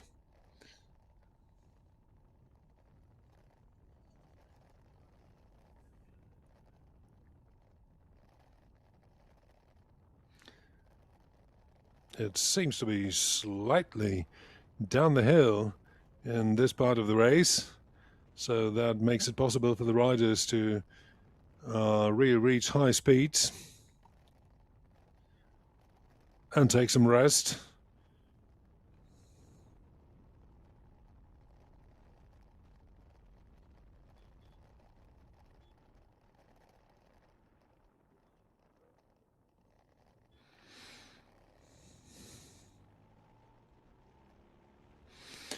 cannot tell you too much about the wind situation today, but judging from the trees and bushes, there are not too many strong gusts of wind, so this is not an issue. There are other things that seem to be decisive in today's race.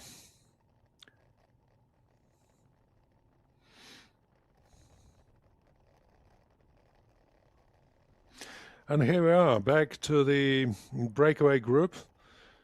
Still 2 riders in front of the race.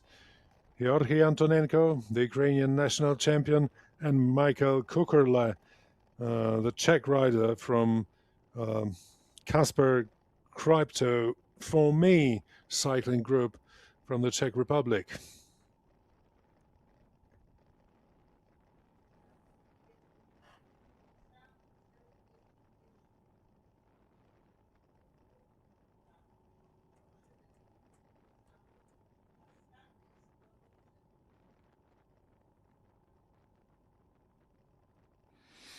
So Michael Kukurla being much older than his companion in this breakaway, specializes in time trials, but can also ride one-day races.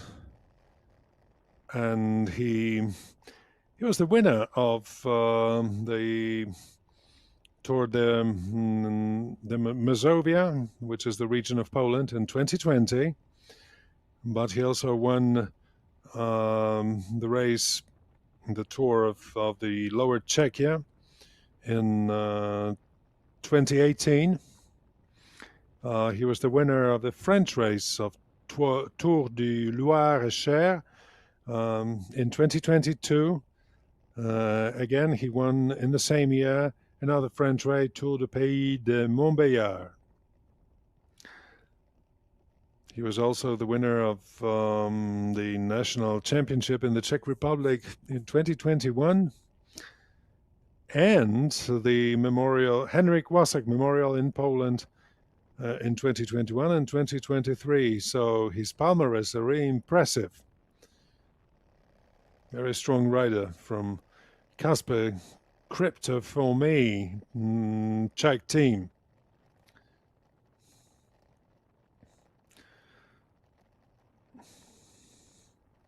He managed to race 2 or even 3 races in Croatia. Well, 2 in Croatia and 1 in the Netherlands this very season in March, starting from Porridge Classic at the beginning of the month and then going on to Istrian Spring Tour, a stage race, where he finished 68th. And then it was Matek Olympia Tour in the Netherlands with 81st position in the general classification for Michael Kukurla.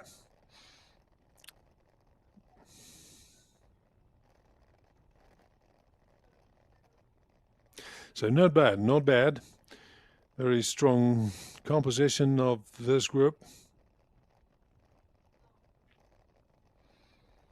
Antonenko and Kukurla still 1 minute ahead of the race of the main group, and the main group is not as strong as it used to be because of the difficulties they've encountered and of the number of riders that stayed behind. Another cobblestone section. They come very often during this race. However, the breakaway group are currently riding on smooth tarmac. So this is not the section that was shown a minute ago. But we can be pretty sure that the next cobblestone section will come very soon.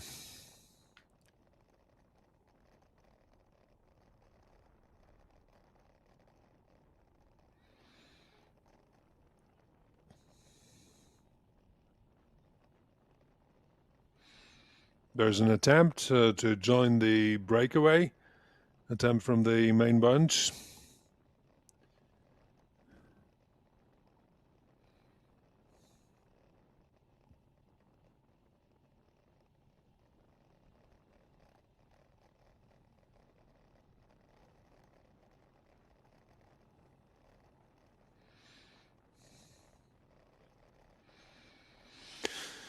Well, this young man turns around and checks whether there's another rider wishing to accompany him.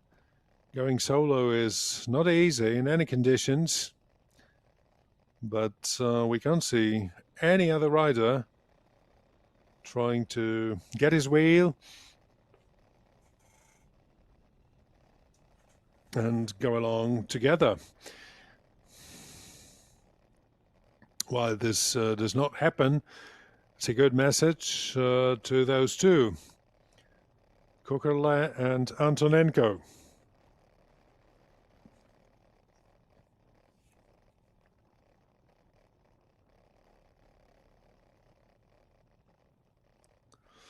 The main group are again on cobblestone surface. And there is another rider, also goes single-handed from the main group in an attempt to catch the breakaway, to join them, to provide reinforcements.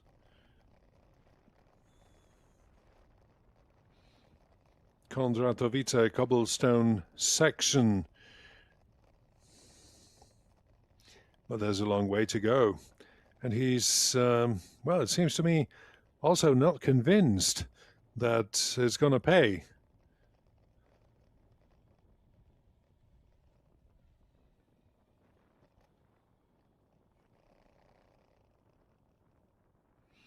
About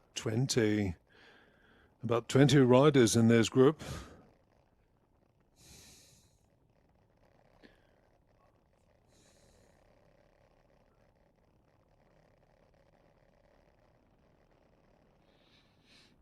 And Roy Benari, number 33, he's there at the back all the time, but he manages to keep the pace of the entire group. Israeli rider from cyclo team Havyżów Tirana, very international group. There's a Croatian rider, 2 Israelis, 2 Poles, an Ukrainian, and a Dane, Bjarke Nielsen.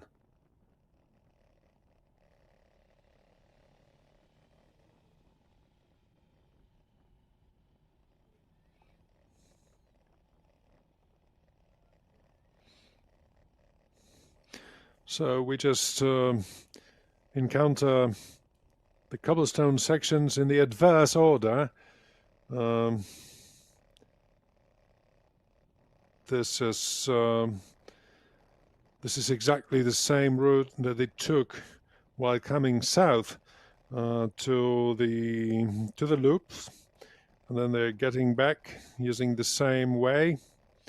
And there is another attempt with yet another set of riders trying to break away from the main group and join the initial action, the initial breakaway too. Good luck to them.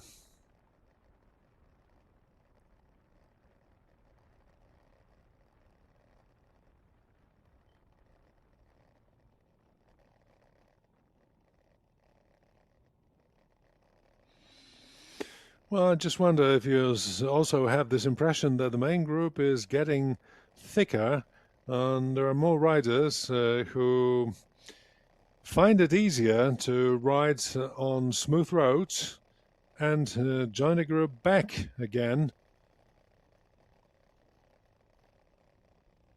since there are there are more than 20 riders in this chasing group.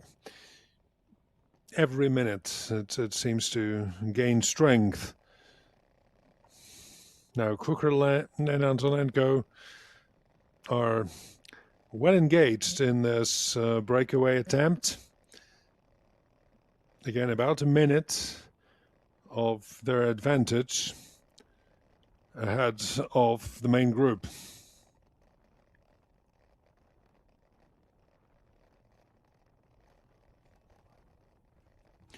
This counter-attack is far from reaching this two-man breakaway group.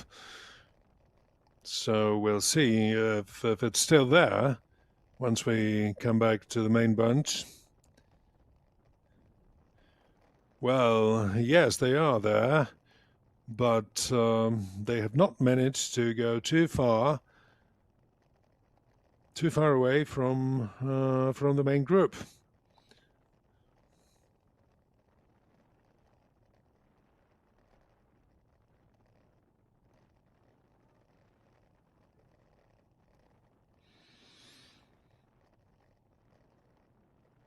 Nicolas Schleuniger from Run and Race Solapur, German group.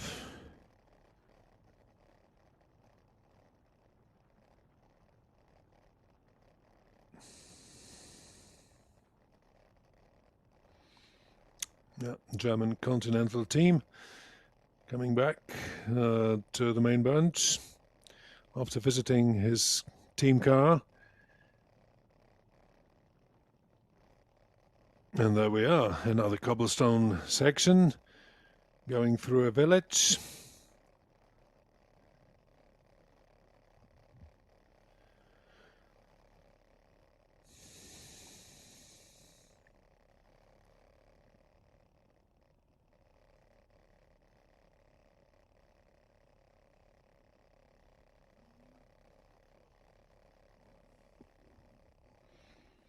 And we're back with the first breakaway group of Kokerle and Antonenko. They seem to be in good shape still, although their attack started quite early on. But they still have what it takes to continue. Food and drink is essential.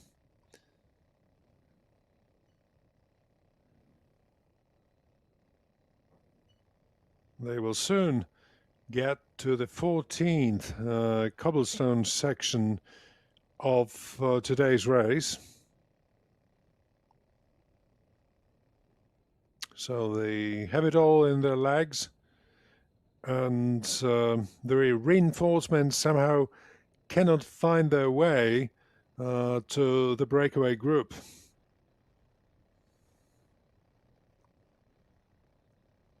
But the situation is still new, still refreshed, because the main group can only be seen now, while in front of it there's a group of 5 or 6 riders who may soon be joining their forces together with these two, and then they will probably try to get to the initial breakaway. Well, with 8 riders approximately, it's a bit more probable they will manage. Let's see.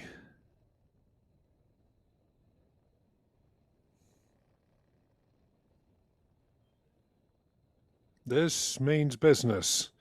This looks more serious than the previous attack.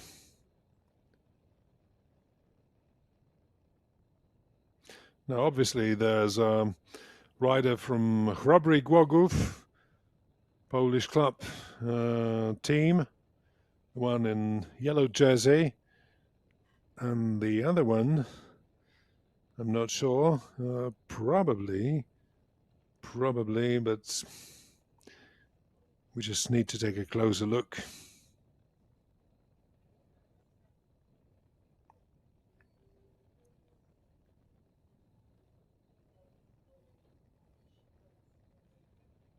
And here's the peloton. Here's the main bunch.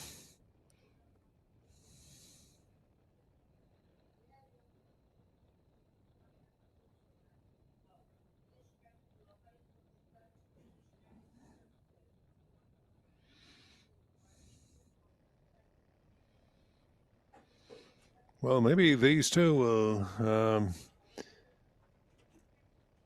rethink their situation, and they will just wait for this other group, this other small bunch, not the main bunch, but the second one. Well, yeah, they are now together, and let's see what happens. They cannot stop like that and wait for yet another group, which is coming.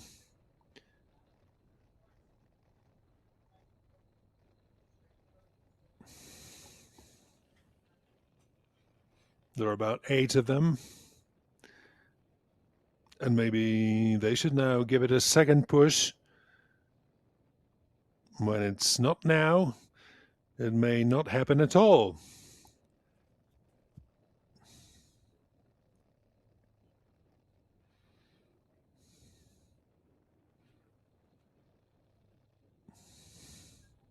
So Kukrela and Antonenko are in their way to another cobblestone section. They're currently in Głownin.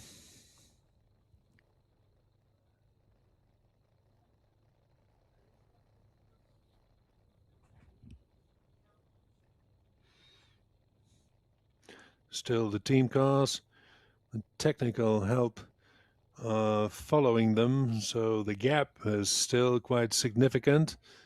As we now look back, there's no sign of the chasing group, at least not yet.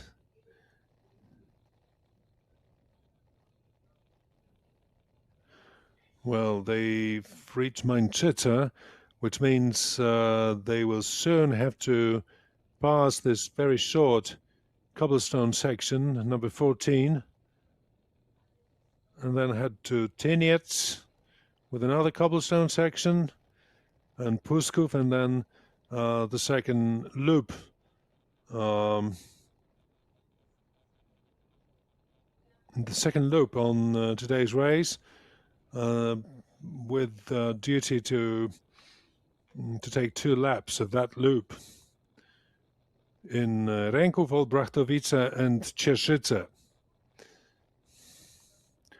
Okay, let's get back to the main group. They've reached Męczyca, so the gap is probably really not exceeding 1 minute.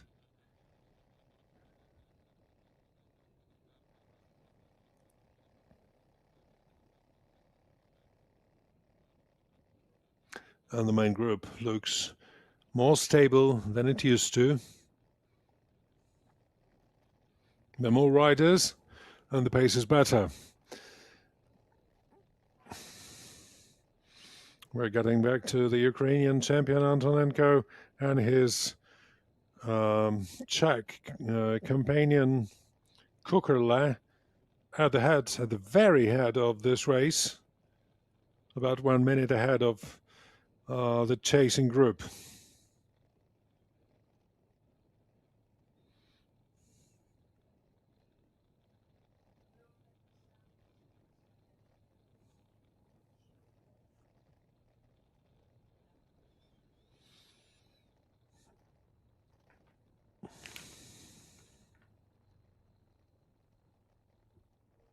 There are no national teams taking part in this competition. On the club sites, this meaning that you can easily find Czech riders in the main bunch, working very eagerly to catch the breakaway, although they're of Czech nationality, same as Kukrela. But they compete in different teams, and this is decisive.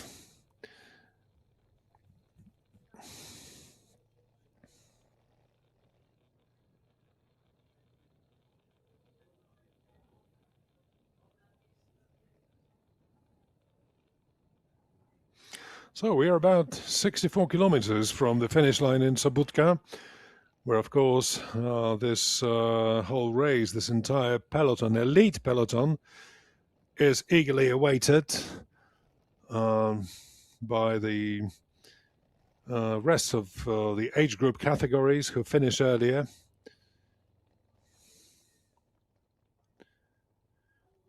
Number 76, Jan Kaspar from Tufo Pardus Prostiev goes to his team car for some fresh water bottles, and soon after he finds his way back to the main group. Now, let's be cautious, because they will be entering this short but demanding cobblestone section anytime now.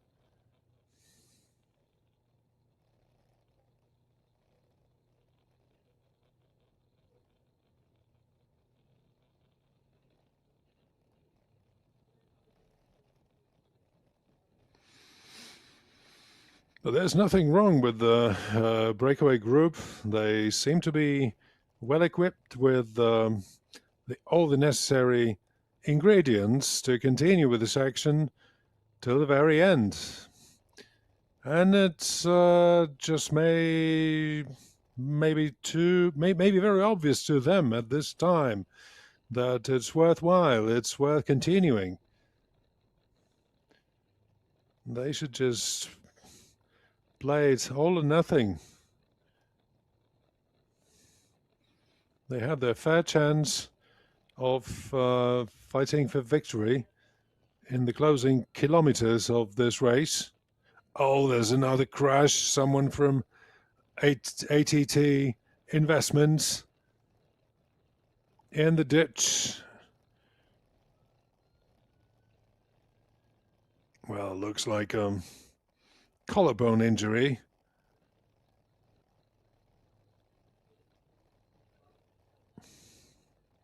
Lots of tough luck for one of the riders.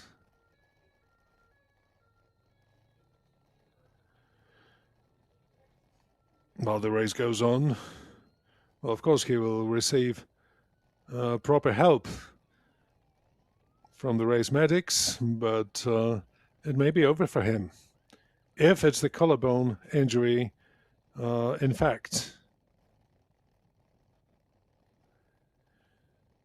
Now, we have the cobble section just finished for the breakaway riders. It was short, it was about 400 meters, and they now continue straight ahead to another cobblestone section, which was the first one negotiated during today's race, but this time they will just be doing it in the other direction as they're coming back to the loop area in Cieszyce and Olbrachtowice.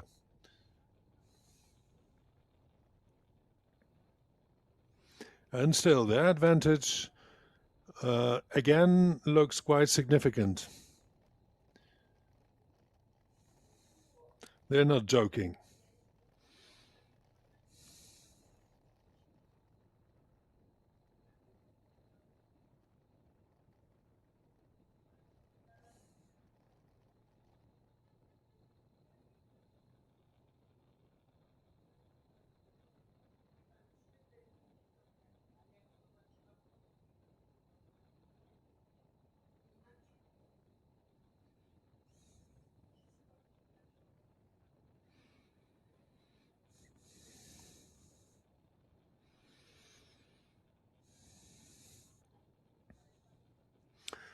Those 2 laps of the loop will tell us a lot, but they will not explain everything. Because there is still another section towards the finish line in Sobótka that will include a new fragment through Oleszne, and then coming back to the place where they departed from. But completing the 2 loops with the same advantage as they hold now will be a clear sign to the main group, to the main peloton, that they are serious opponents, and that the main group will really have to make a great effort to catch them before Sobotka and to make it a bunch sprint for the victory.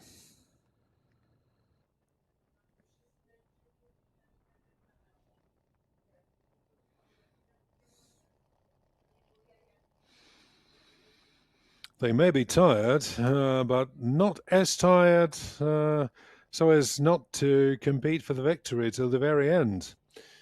The race distance, 148 kilometers, well, it's not the same indeed as Paris-Roubaix. It's like 100 kilometers less. So a well-prepared professional should be able to do it without any trouble.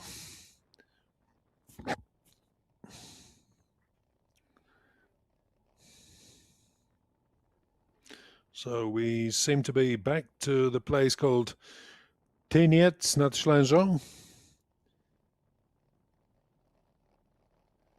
or Rochowice, a bit earlier than that.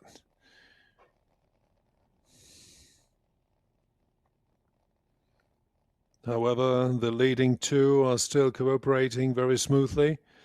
And they know it very well that only this kind of cooperation saves them from the chasing group and makes it possible to think about victory at a later stage. Let me remind you that we have a Ukrainian champion and a Czech professional rider with some rich palmarès, and together they may make the difference. Tyniec nad Ślężą, as we predicted. So soon after Tyniec, there's a cobblestone section, one of the longest in the race, nearly 3 kilometers long.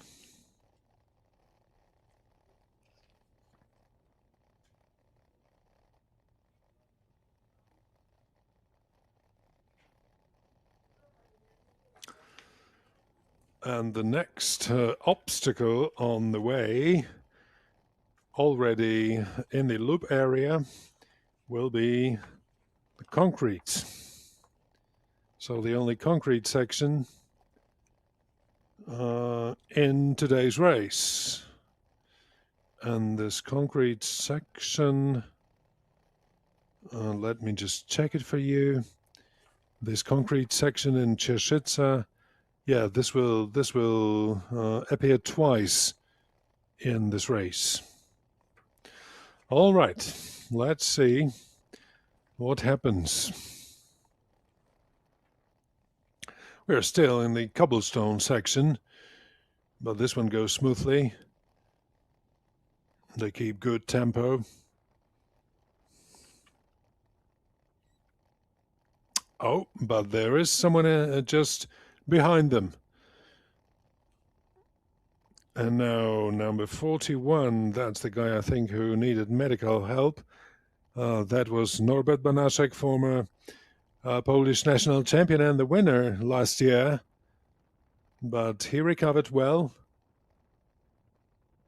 Well, this is not him. Must have been somewhere else. However, he's back in the race.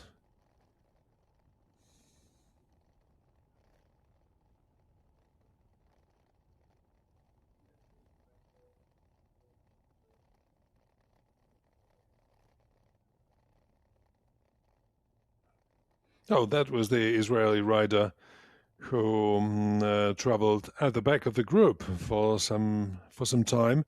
And here we have reinforcements from the main bunch towards the breakaway group. Something changes in this race. It's not going to be the two brave men. It's going to be more. Obviously, we can see at least one Voster ATS team jersey.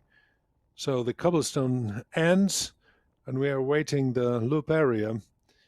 Now, who else joined the breakaway group? Oh, I can see 2 Voster team jerseys, so that's serious as well. And I think there's also someone from ATT Investments.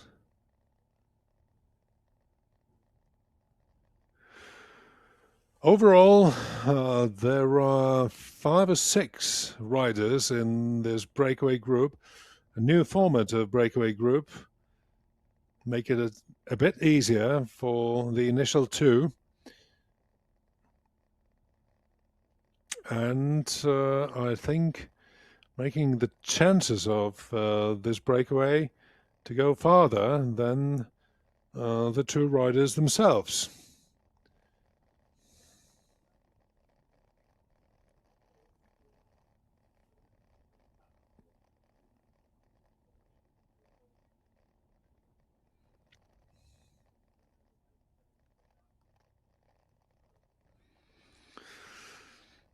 Well, Patrick Stosch is there from Voster, Konrad Czabuk as well. So 2 representatives of a very strong team with serious intentions towards this Slezanski Mnich cycling race. Of course, there is the Ukrainian champion, there's Michael Kukerle, and there is 1 rider from ATT Investments. And 1 guy from Mostostal Puławy, Polish club side.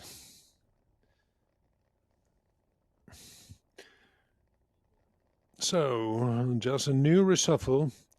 We'll see what comes out of this action. Back to the peloton.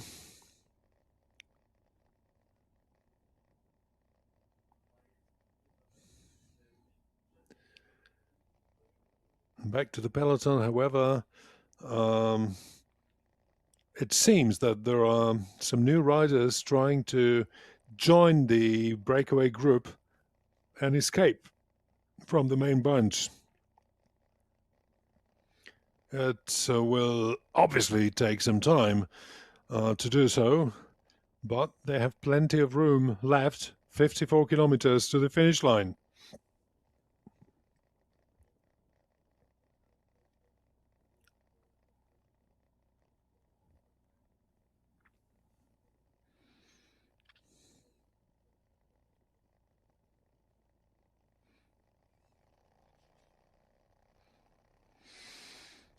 So the advantage that the breakaway group has over the peloton has grown, or has gotten smaller.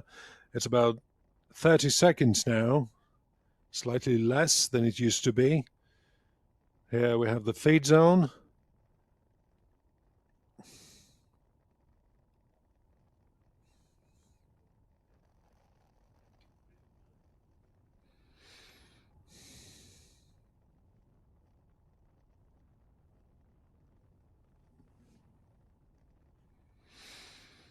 And as you can see, the main group is again torn to pieces, quite long at this moment.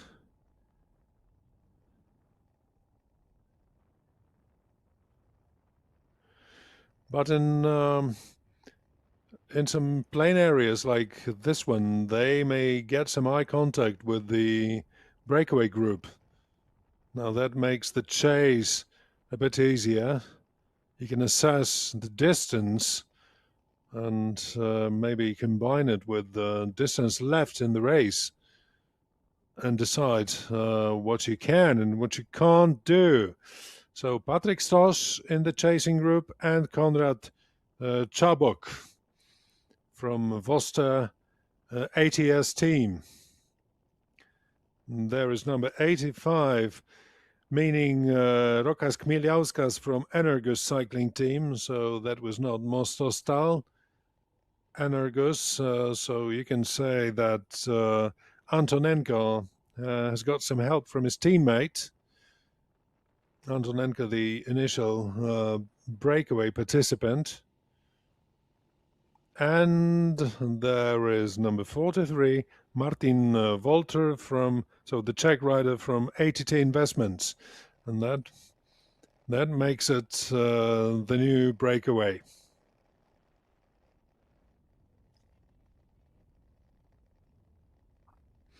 Well, Patryk Stosz is very well remembered from his participation in the Tour of Poland, the UCI World Tour race, where he took part as a national team member. He started in a Polish national jersey, and he became famous because he fought for the intermediate sprint classification jersey. And he was successful in that. Well, of course, he came quite low in the overall ranking in the entire race, but this intermediate sprint classification was his target, and he managed to do that in such demanding circumstances as the UCI World Tour. Konrad Czabuk is also a very talented rider from the Voster team.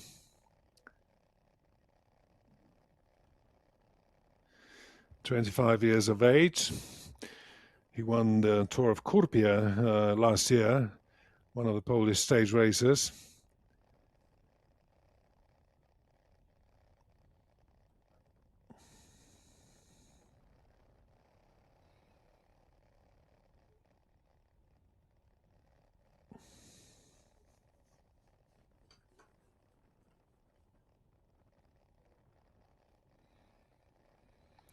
So being there as two riders of the same team, they can think of some tactical plans.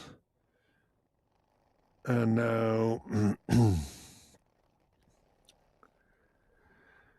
they just turn left. As I told you, we're around the second loop area in this year's race. So they will soon start negotiating this concrete section.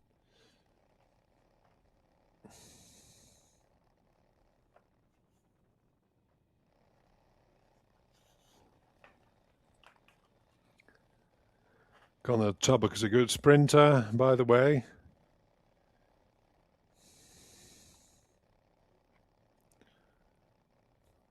Patryk Stosz also with the sprint capability.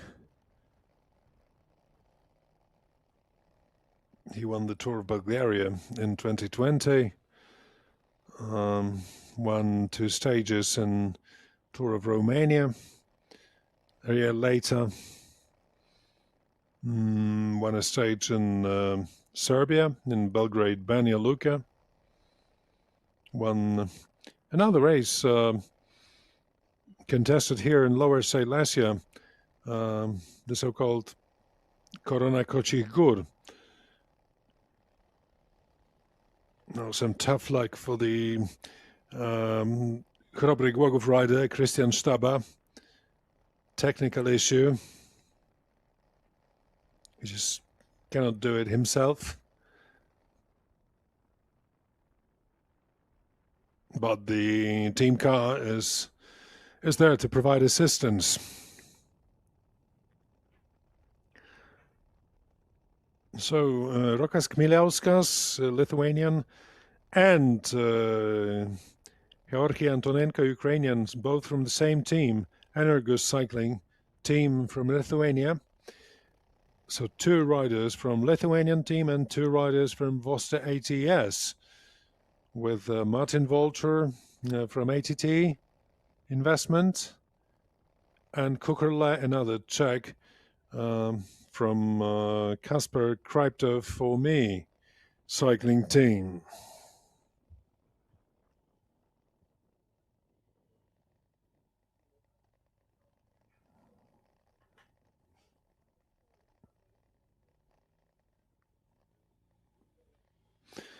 The Voster team going to Bosnia and Herzegovina and to Serbia for this same race, Belgrade Banja Luka, also this year. later this month. First, they can complete the race in Subotica, and then they head south to Bosnia and Serbia. And now we can see the main bunch in Cieszyce. Cieszyce, that's the loop part. The first lap. Is it the concrete? Seems that this is the place.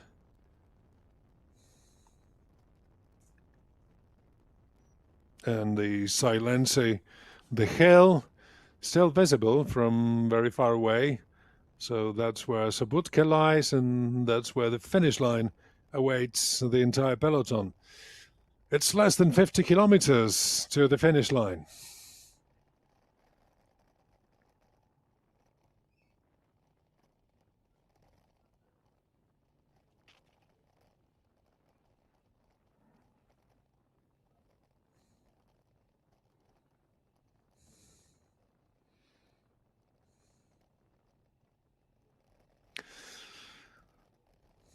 Concrete section, concrete surface of the road,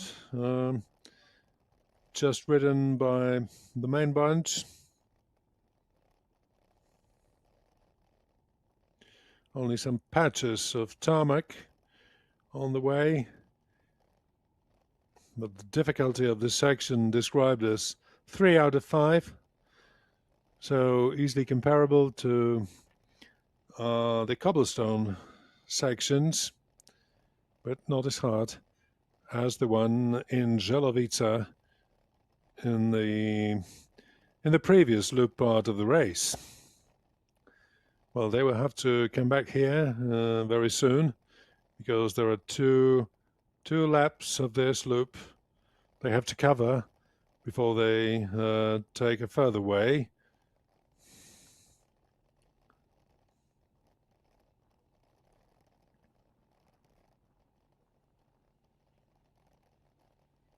Yeah, some rough terrain, not smooth at all. And lots of dust. That reminds us of the hardest cobblestone in the Paris-Roubaix that goes parallel also on this very day in France.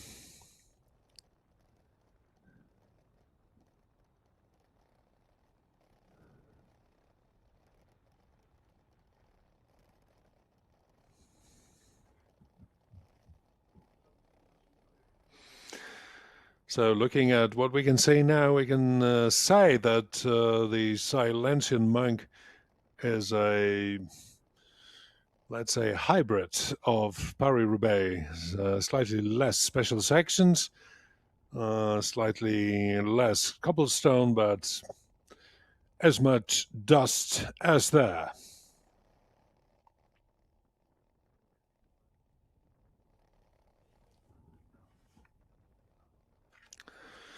Okay, here we go. Another sharp corner, another sharp turn.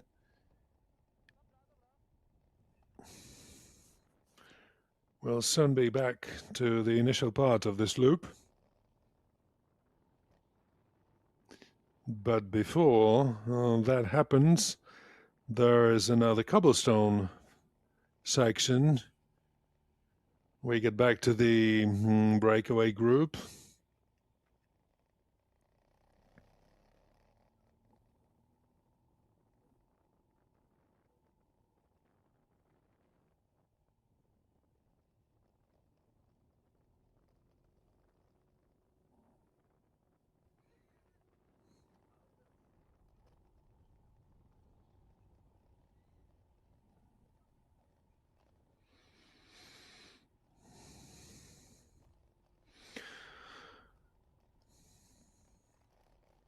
Yeah, here you've got the entire composition of this breakaway group, with Michael Kukurla and Georgi Antonenko being joined by Rokas Kmielauskas, Konrad Czabuk, Patrick Stosz, and Martin Wolter. So international group, but there are pairs of riders from two cycling teams, namely Vosta ATS and Energus cycling team.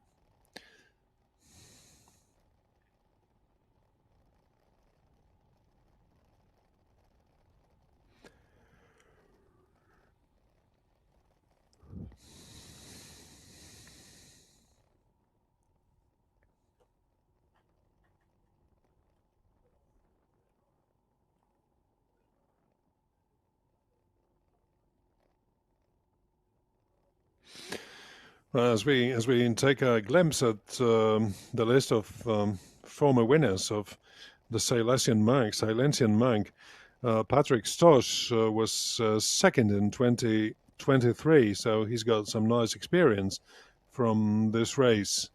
Maybe he will try to make it better. Maybe he'll try to improve it this time around, 3 years later. Cannot exclude that.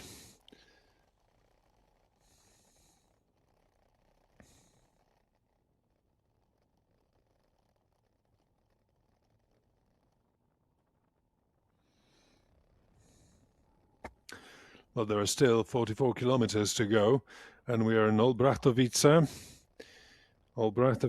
So this is where another cobblestone section should begin.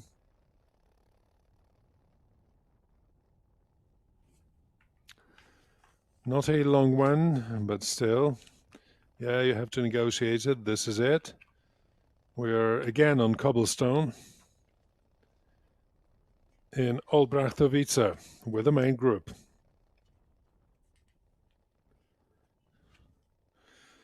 So this one, the difficulty level is 4 out of 5, so it's slightly harder than the previous one. As you can see, it indeed is. There is nowhere to go around these cobblestones. There are curbs, quite tall ones. So you have to go on cobblestone only and just grin and bear it.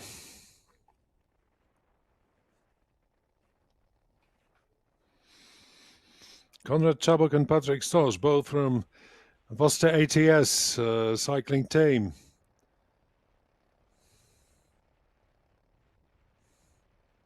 It's a good turn of affairs for the Polish team, that they have managed to chase the breakaway by 2 and arrive here in good shape and continue this breakaway with other riders, however, with the possibility to cooperate.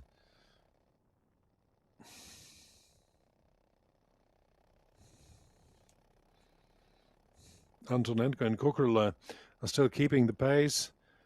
They don't seem too exhausted, although they had this initial breakaway in their legs. Now, Krzysztof Kral is the single representative of ATT Investments. Norbert Banaszek had some trouble in that crash that we saw earlier, so he can't be here. He lost several seconds, maybe minutes. So it's Martin Walter from ATT Investment Team to fight maybe for victory, or maybe just to see what happens and to possibly help someone else from his team if they come the same way. There are conversations between Stosch and Czabok.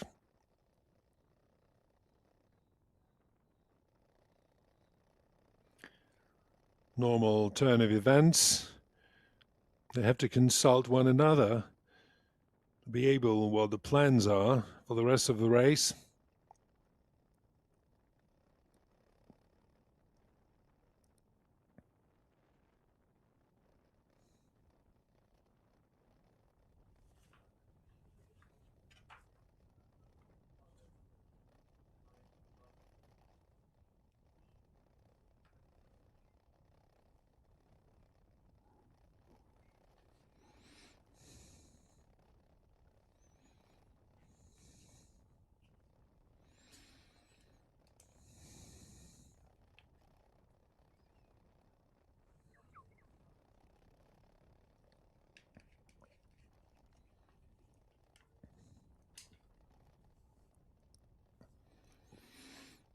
So this is Martin Wolter, the Czech rider from ATT Investments, one of the two Czechs there, Krzysztof Kral being the other.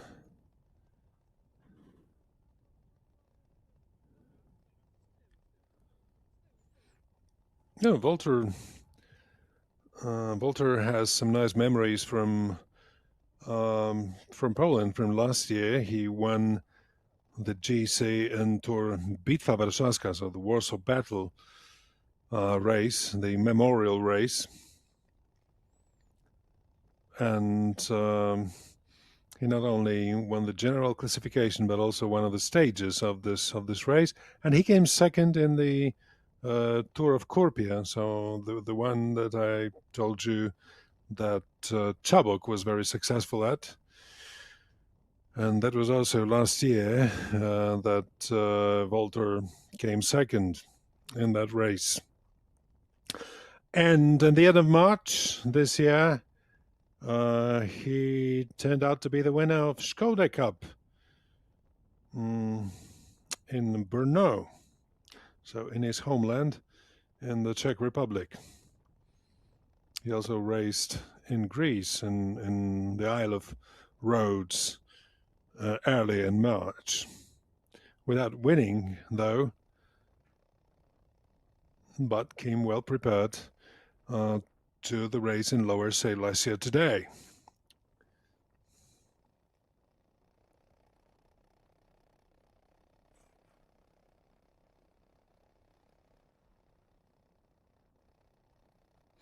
So there's a strong collection of riders in the Breakaway at this very moment, 6 of them with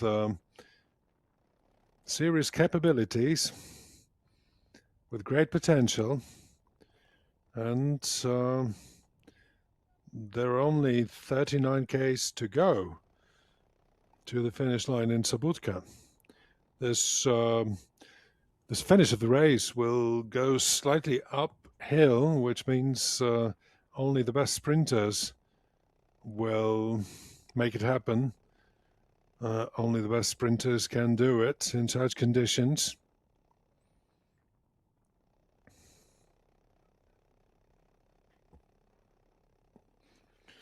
But who's going to win this time? Hard to say.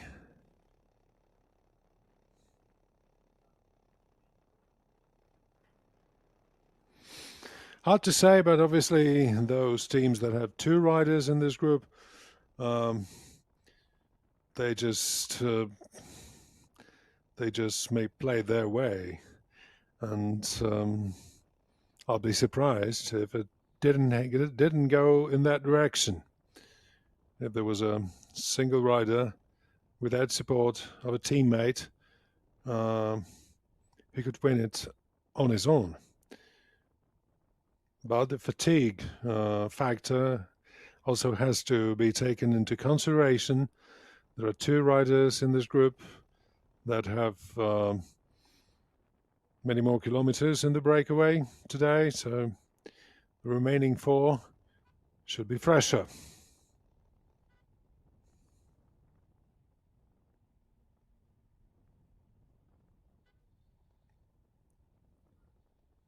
There's the Vostra team technical car following the Breakaway.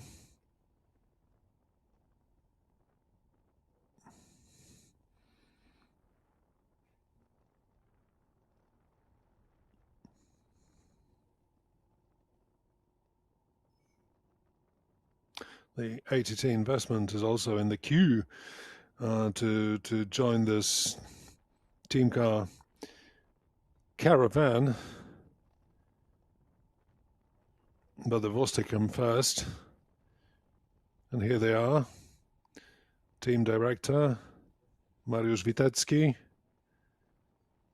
the former Polish national champion, and a fair chance to win the race in Sobotka with 2 excellent sprinters in the Breakaway.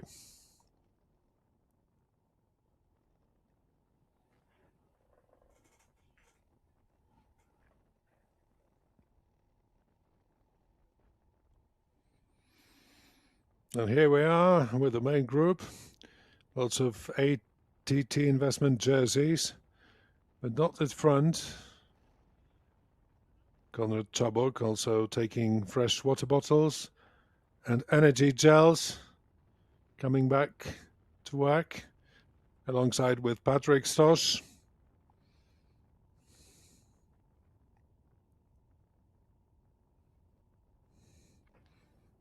Open area, open surface. If there was some strong wind here, it wouldn't be so easy for the breakaway group to cooperate so smoothly. But, you know, it obviously seems that there's no wind there today, which makes it very lucky for them.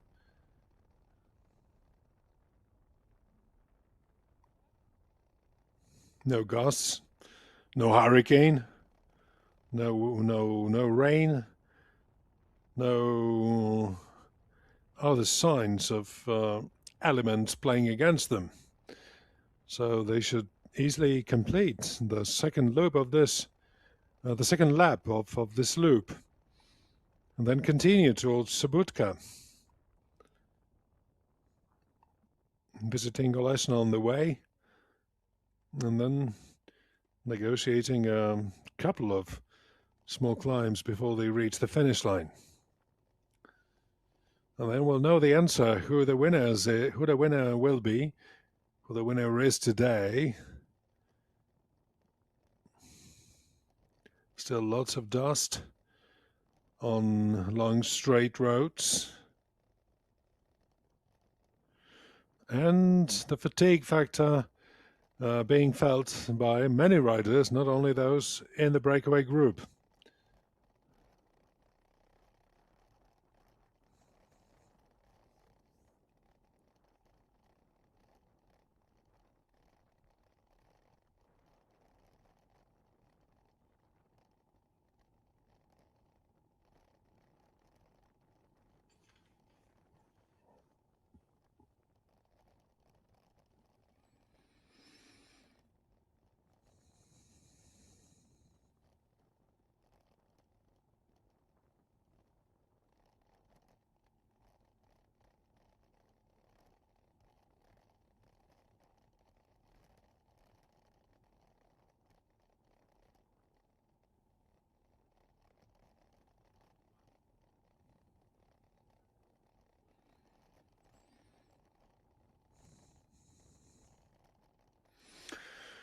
Lost and found, we may say. The Israeli rider from cyclo team Havizhov, Roy Benari, coming back to the peloton after some time. And we're back to the concrete section in Cheshica.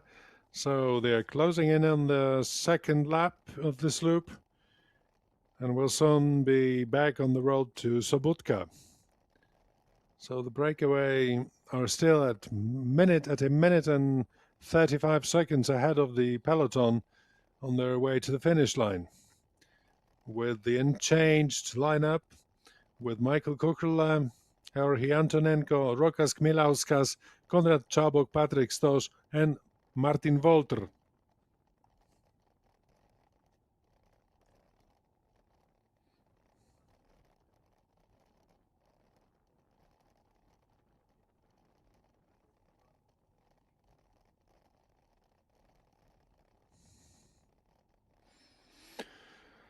Well, it can easily be guessed that both Vosta ATS team members know this parkour, these roads better than the Czech or Ukrainian riders, even if some of them might be participating in this race for the second or third time.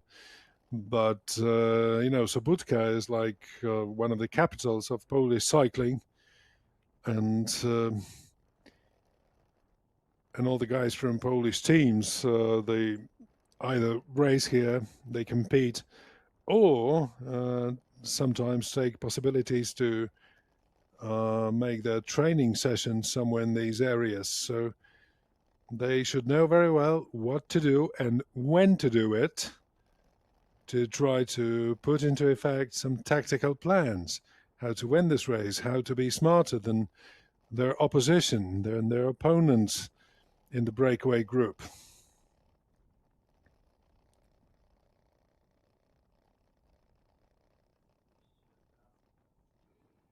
Back to the peloton. Roy Benari enjoying his last position in the main group very much. It may be dusty, but it's comfortable.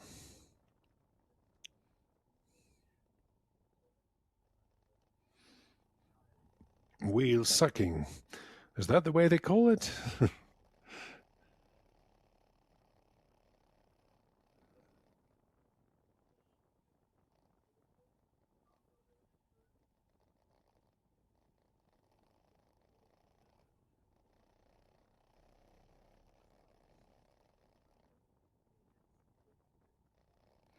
So back to the breakaway.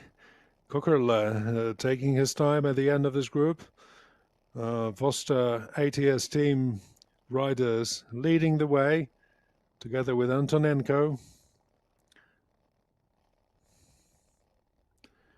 Some remarks being exchanged by Patrick Stosch and Michael Kukerle. Kmielauskas, he's all alone here, as well as Kukerle. All alone meaning that there are no... oh no, of course he's not alone, Kmielauskas, although he's in a different jersey. He's a teammate of Georgi Antonenko. So sorry, it's Kukerle and Volter who are all alone, meaning that they have no teammates here, and they have to act themselves. So it's nearly 30 kilometers to go, and nothing changes in the leading section of this race.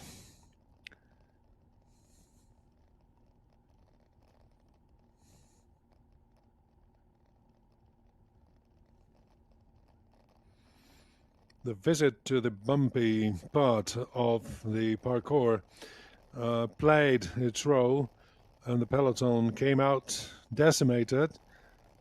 So the 6 of really strong riders now go through a Cobbles section in Olbrachtowice for the second time. Olbrachtowice boasts of having this cobblestone section more difficult than the neighboring ones, so 4 out of 5. But once they're through that, only 3 special sections will remain, with one entirely gravel section. So pay attention to that in Świątniki, closer to the finish line. Świątniki will have a gravel section prepared for this race, and this will also mean interesting moments, I think. At least that's what they say. That's what they said at the start line of this race.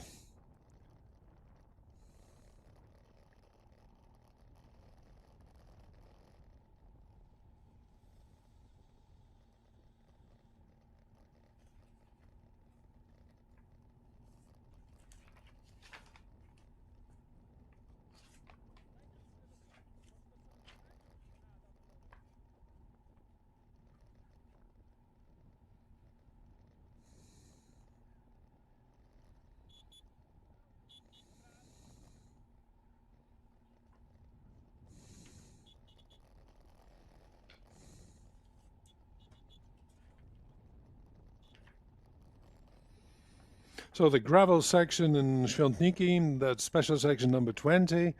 Then we'll have also some cobblestone in the same village. And finally, cobblestone in Oleszna. And this will sum it up for today, for the special sections of the Slezanski Mnich race. And we'll be left with pure tarmac and the closing kilometers leading to the finish line in Sobotka. Michael Kukerle needing some assistance from his team car. Fresh food. And rightfully so, there are less than 30 kilometers to go. And he needs fresh energy. He's experienced. He's a seasoned road racer. So although he doesn't have any company here, no teammates, he may still do it his way. Now the main group looks again like the main group. It's long, it's numerous, and it has the Israeli Roy Ben-Ari at the very end, tailing the other riders.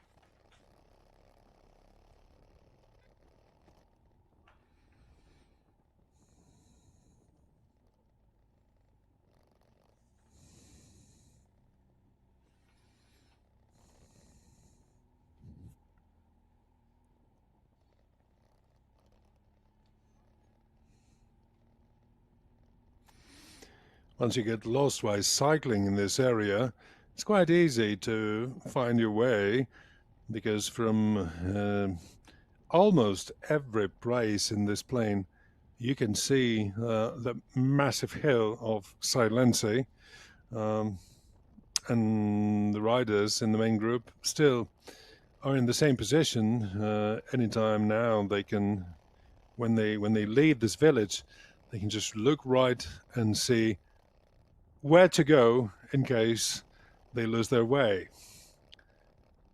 The hill is visible from everywhere around, and also from this place when we see the breakaway group with Grigory Antonenko.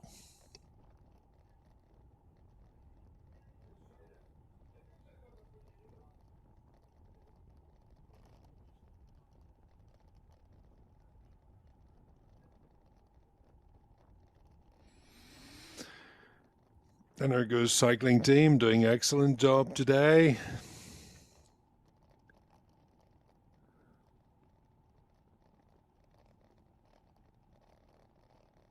But also having strong opposition from Vosta ATS team.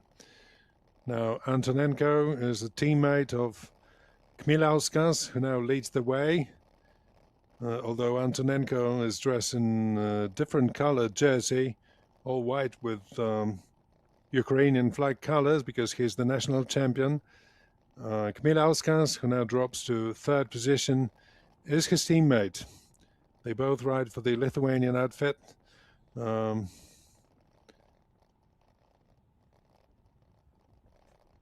Energo's cycling team is the name. And now there's something going on. Stosh and Antonenko tried their luck, but they were quickly joined by Kukerle, who just speeded up for a while. And we'll see what happens next when we come back to the breakaway. Now we're in the main bunch. Oh yeah, there we are. There we are. Oh, it was not Kukerle, it was Walter who speeded up. So there is some preparation for the closing kilometers of this race. But they have to keep in mind that the chasing group, the main bunch, are still not too far away behind. and they can join them anytime when there is a spark in this group, something that will ignite them and just make them speed up and recover what they lost.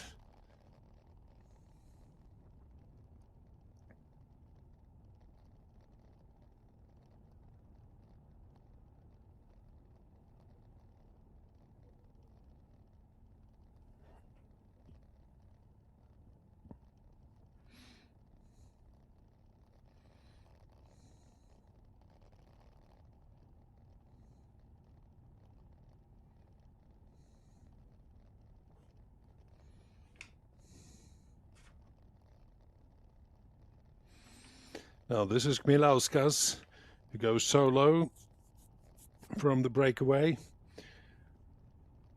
It may be so that Kmielauskas does his job as a helper to Antonenko, trying to make the other teams make some greater effort and to chase him and then prepare a good position for Antonenko to attack in the dying moments of the race.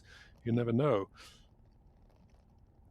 There's yet another rider who stays behind, and it's one of the ATS, Voster ATS team riders, but it looks to me like a quick reshuffle with Kmielauskas trying to escape and all the other riders trying to stay calm and not to get agitated, not to try to chase him too early. Well, Kmielauskas is in good shape. He's just gained like 200 or 300 meters ahead of the rest of the group. But they're keeping their nerve. And he takes the risk.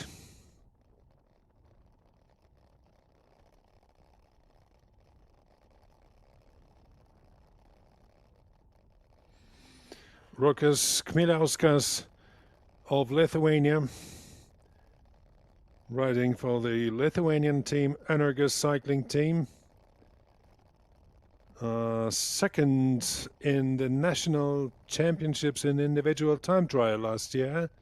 Third in the national championships in the road race 2 years ago. And 2 times third in the individual time trial at this national championships level. So good time trialist, which makes it convenient for him here in the last 25 kilometers. It's like riding a time trial after 120 kilometers of bunch riding. But those guys can do it.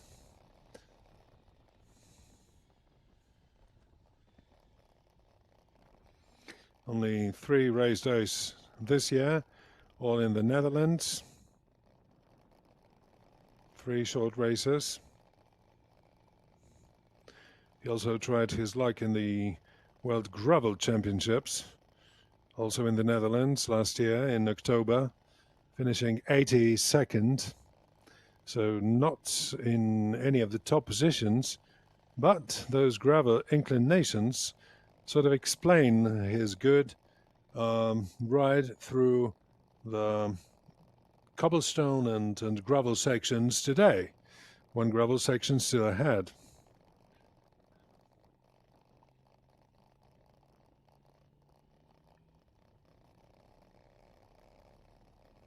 So he's a serious contestant for such a closing part of the race, 24 kilometers, going full speed, and then looking back, what's going on in the remaining 5? Are they chasing or not? Are they convinced that they can reach him before the finish line and make it a sprint finish? Now, he obviously wants to make it an individual time trial or something of that kind.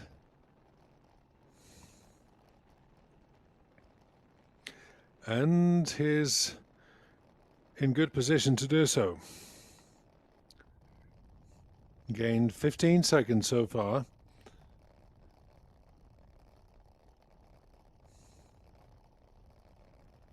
And still checks the position of the chasing group.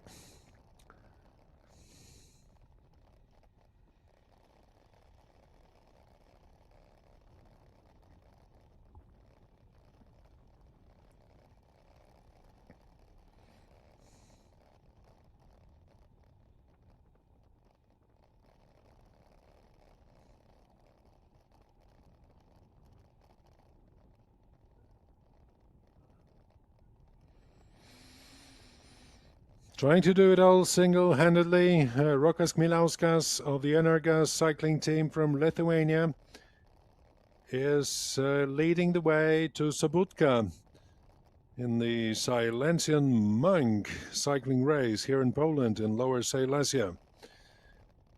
The feed zone here alongside the road being reached by the main bunch that are about a minute and a half behind Kmieliauskas and slightly less behind his companions from the Breakaway group. There are 5 of them. 2 Poles from the Vostra ATS group, the Ukrainian from the same outfit as the Kmieliauskas, and here we enter the gravel section. Watch out, watch out. This is the only gravel section in this race, so Kmieliauskas chooses to go on the side where there's less gravel, there's more sand or grass when it's harder. So this is the Strada Bianca part of this Paris-Roubaix, the mini Paris-Roubaix, we can put it this way. No cobblestone this time, but it's gravel, all gravel, and lots of dust too. So the Tuscanian trace here in Lower Silesia. The technical car going by the rider, and we can see that the potential in the remaining 5 riders is different in different cases. 3 of them going after Kmieliauskas, the 4th one slightly behind, and the 5th, I don't think he'll make it.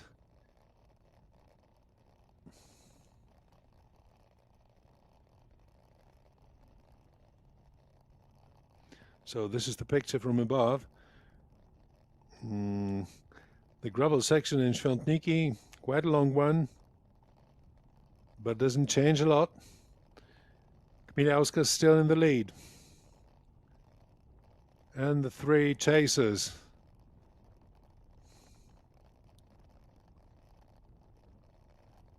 Rokas, Kmieliauskas with less and less advantage, but still taking and keeping the leading position. And he's now mercilessly chased by those 3, and the peloton is only just about to enter the gravel section.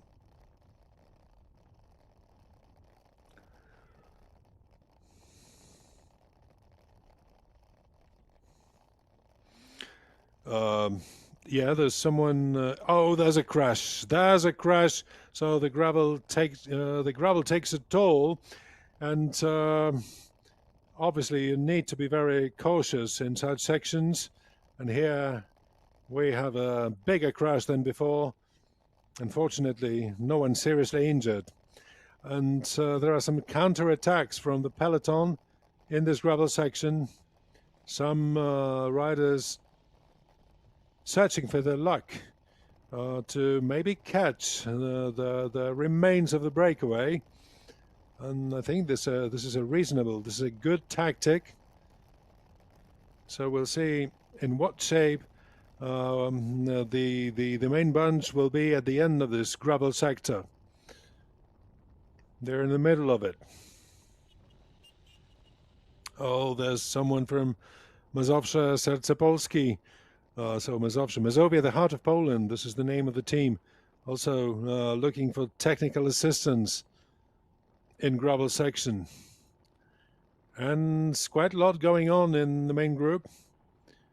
Constant reshuffling, attacks and counter-attacks. And really high speed. Oh, another technical problem. So lots of riders stay behind because of technical reasons. Some issues, all connected with gravel riding.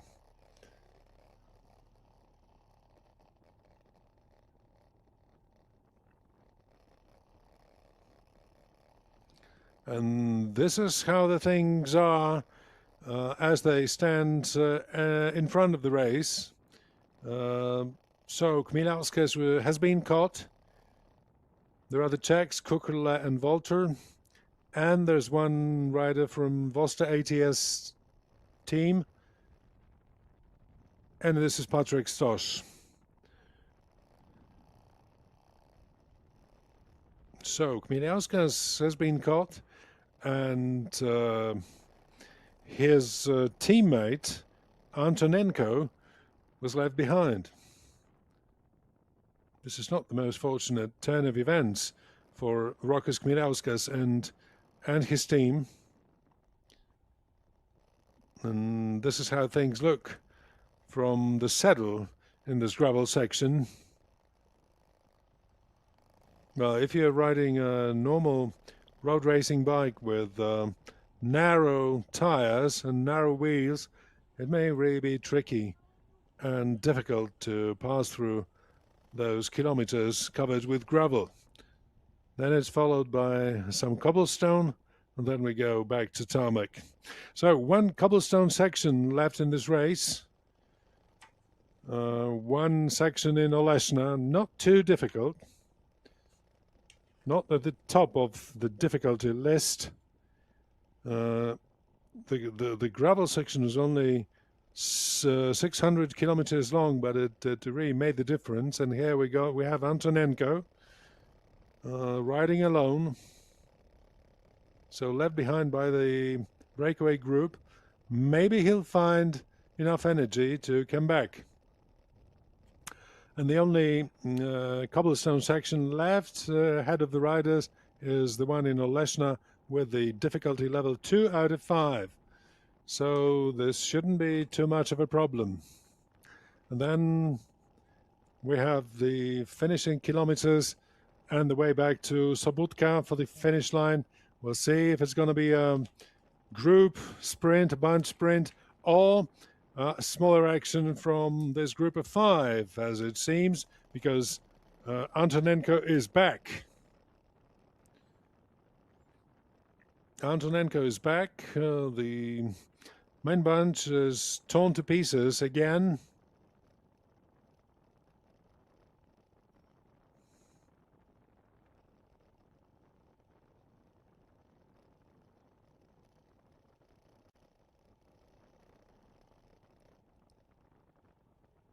So it seems that Konrad Czabok is the one left behind from the breakaway group after the gravel section.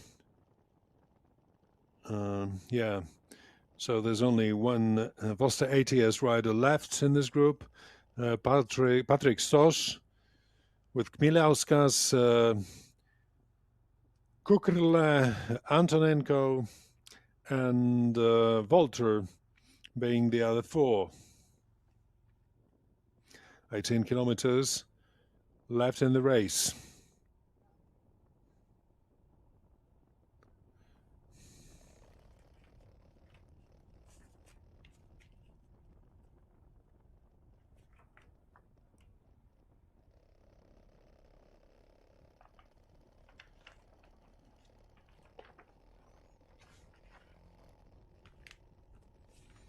So now it's more like plain cooperation. And some attempts to speed it up and to check if the other riders still have the energy to keep up. Antonenko seemed tired a few whiles ago, but now he's back. Although he's still last in this group, not too willing to take changes in front. And here's Konrad Chabok, left alone and probably waiting for the main group.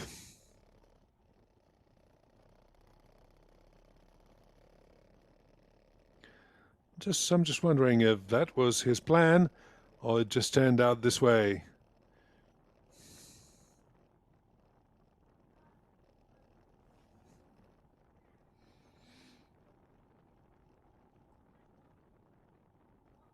He seems tired too. And I don't think he can make it alone. So yeah, so maybe he'd just be better off getting back into the peloton and staying there. But the leaders, they don't give up. They go for the win. It's 17 kilometers left in the race. We have 2 Czech riders, 1 Lithuanian, 1 Ukrainian, and 1 Pole. And this time around, it's only the Lithuanian team, Energus cycling team, that has 2 riders in this leading group. So they have the advantage. Can they use it? That's the question.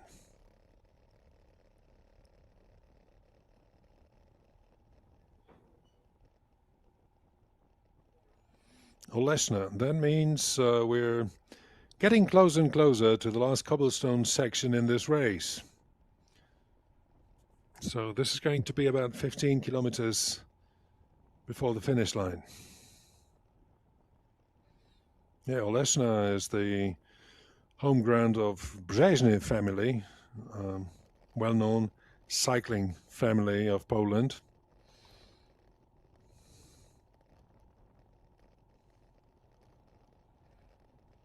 And we're in cobblestone again for the last time in this race,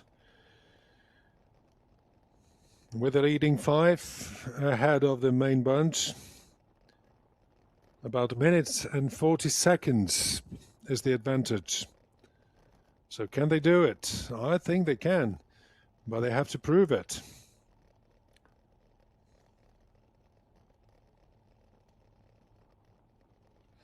And there's also Konrad Chabok from Vostra ATS still riding all alone.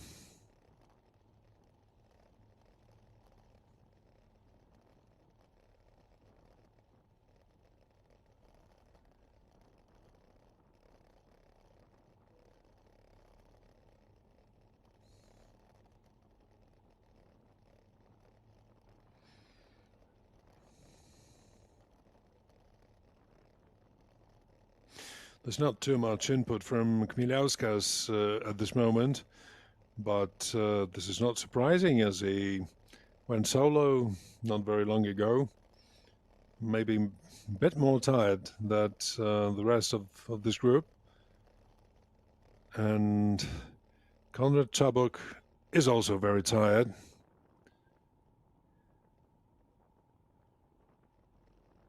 And riding 6th. Somewhere in between the leading group and the main bunch. He can't get too much. He can't win the race. He can't win any other bonus. So it's a troublesome situation for him. And now the leading group, the leading Breakaway, are out of the cobblestone section. So they only have to finish it nicely with the remaining 13 kilometers to Sobotka.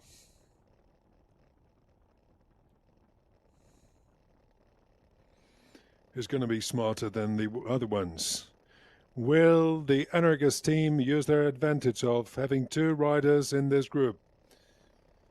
Will the very experienced Kukrla, Michael Kukrla from the Czech Republic, play to his advantage? Or maybe, and this is going to be his compatriot, Martin Wolter, from ATT Investments, so that the victory in the Slezanski Mnich race stays with the team, as Norbert Benashek did it a year ago, and now it's Volter who can do it again.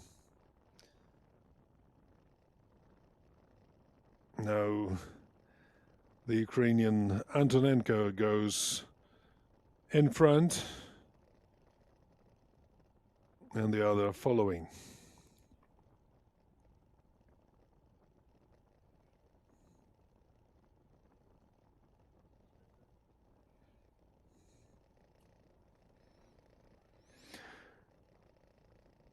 It may go anyway, but whoever wins will be able to say that this is a very well-deserved win. They did it in a magnificent way. It's not over yet, but they're just preparing, and they know exactly there's only one of them who can win this race, and the other ones will get nothing. We'll just take second, third, and you know that in cycling, the winner takes it all.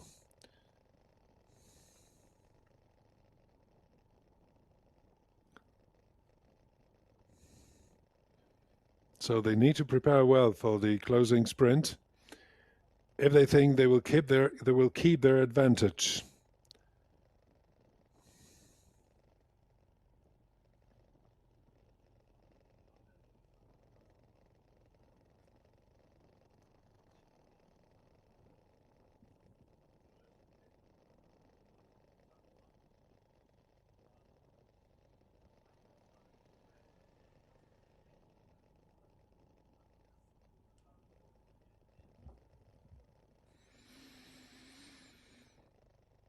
Whose day it is?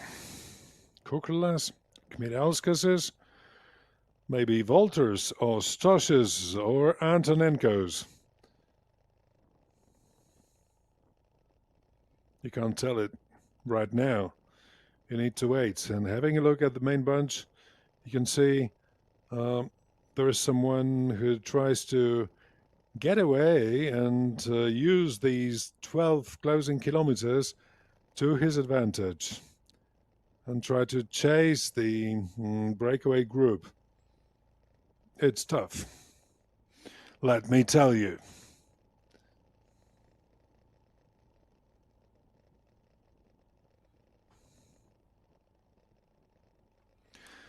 It's just tough. Now the closing 3 kilometers, so 8 kilometers from now, they're now climbing a small hill called Winna Góra. Not too much to negotiate, so all fine. Nobody's too tired to stay behind. So the last 3K will be slightly down the hill, and then the closing kilometer seems to be a little bit up the hill, so that makes it difficult if it comes to sprinting. And it's different from last year's finish. They're just approaching the same point from a different direction. You cannot really call it a climb. It's just a small hop.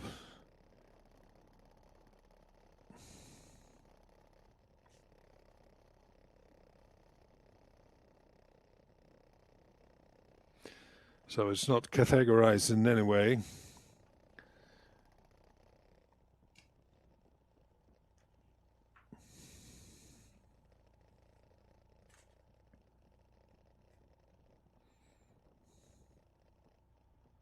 They're keeping their pace. It goes very quietly. Nobody jumps ahead. So it's not to jump the gun. Not to attack too early.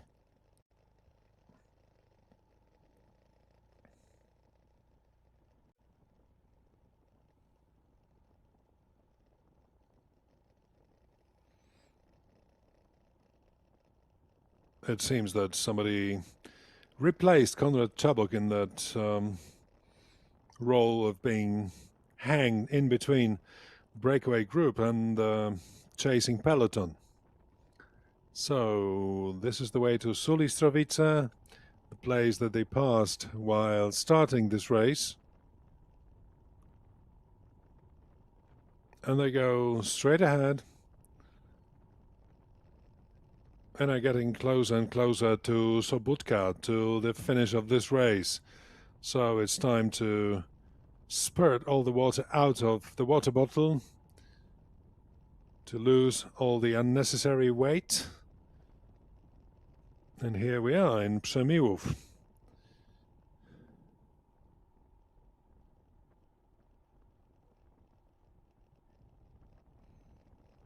So they will now descend. It's a short downhill section.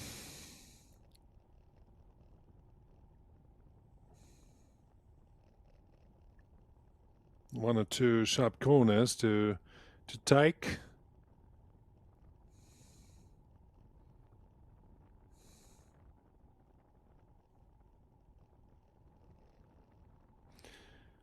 And then they'll be almost there. 8 kilometers to go. Yeah. One turn following the other.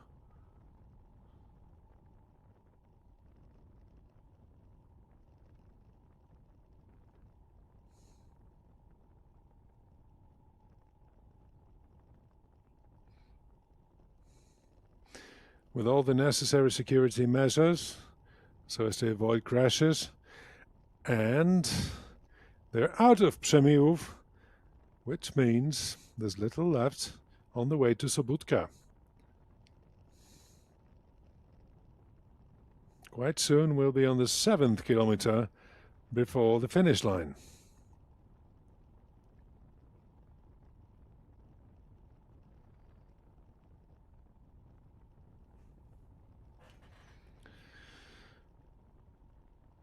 Antonenko, Ukrainian champion, leading this breakaway. Following him is Volter from ATT Investments, Martin Volt being a Czech rider. Then third in this group at the moment is Patrick Stosch, a Pole from Vosta ATS. Then comes Mikael Kukerle, the Czech from Kasper Crypto for me. And the remaining one is the Lithuanian Rokas Kmieliauskas from Energus cycling team.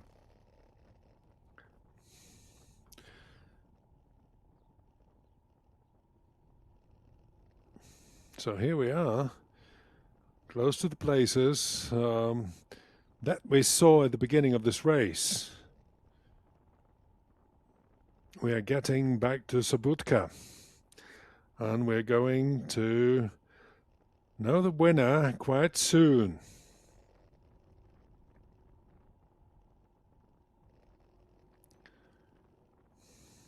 The dying kilometers of the Slezanski Mnich cycling race.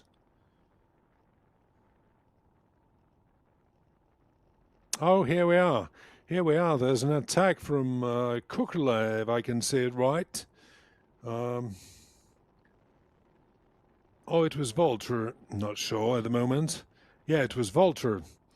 It was Volter, so the Czech rider from ATT Investments. And he decided to go solo 7 kilometers before the finish line. Is there going to be any response from the remaining four? Martin Volt tries his luck. Interesting. And brave. So, will he make it on his own?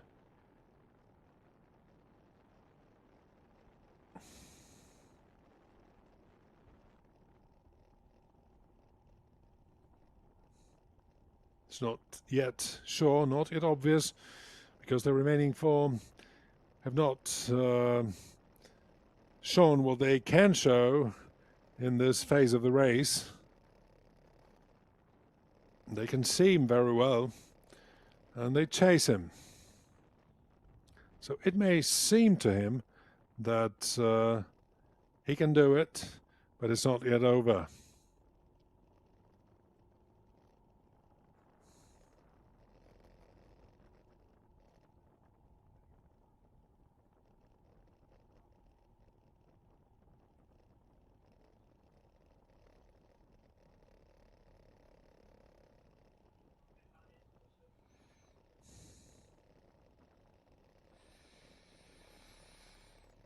So the chase goes on, and the escape, the breakaway, is there as well, 4 kilometers before the finish line.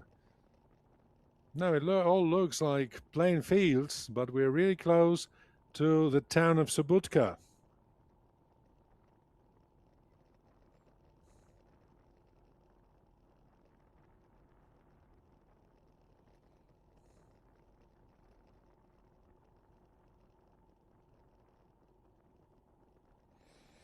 About 50 or 80 meters between Walter and the chasing group.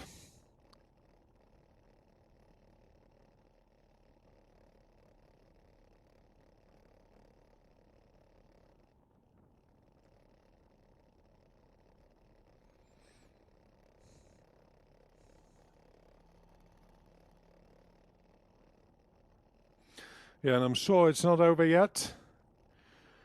As we can see, the Paris-Roubaix was won by Wout van Aert, ahead of Tadej Pogacar and Jasper Stuyven. Now, what's going to happen in Sobotka? We'll soon know the answer. We'll soon know the answer because they are approaching this lower Silesian town and getting very, very close to the finish line of this race.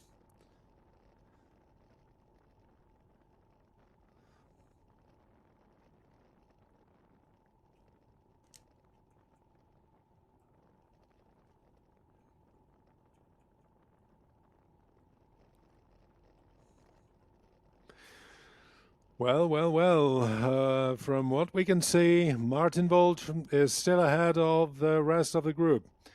But they have not said goodbye. They're chasing relentlessly, and it's Kukerle, his compatriot, who leads the chase, and it's Patrick Stosch, who also lends his wheel. It is Kmielauskas who comes after Patrick Stosch, and I think it's all gonna start again because they have caught Martin Walter, and the issue of victory in today's race is now at stake. And it's Kukerle that attacks again. Patrick Stosch stays on his wheel. Kmielauskas tries to join.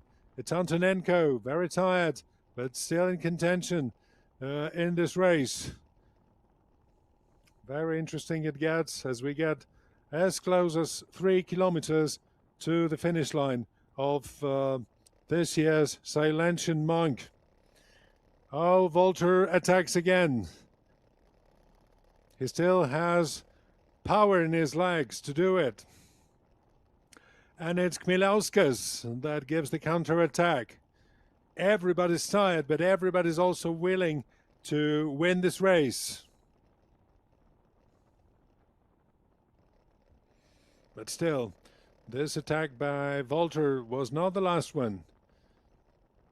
And it's not going to be, because it's Kmielauskas with Antonenko on his wheel to make another attempt. And those 3 kilometers seem to be very long. Well, you can see Sobotka on the left-hand side. Well, Walter still kept some water in his water bottle, and he now gets rid of it.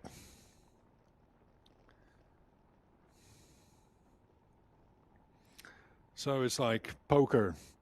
Walter just loosens the muscles in his hips and in his heels to make it possible to finish up the hill, as it seems will be the solution in this year's race.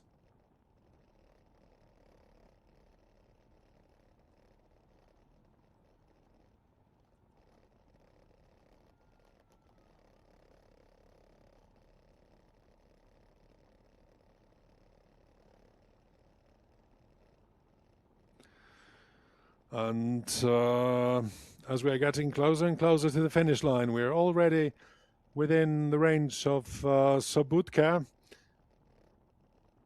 We can see them all.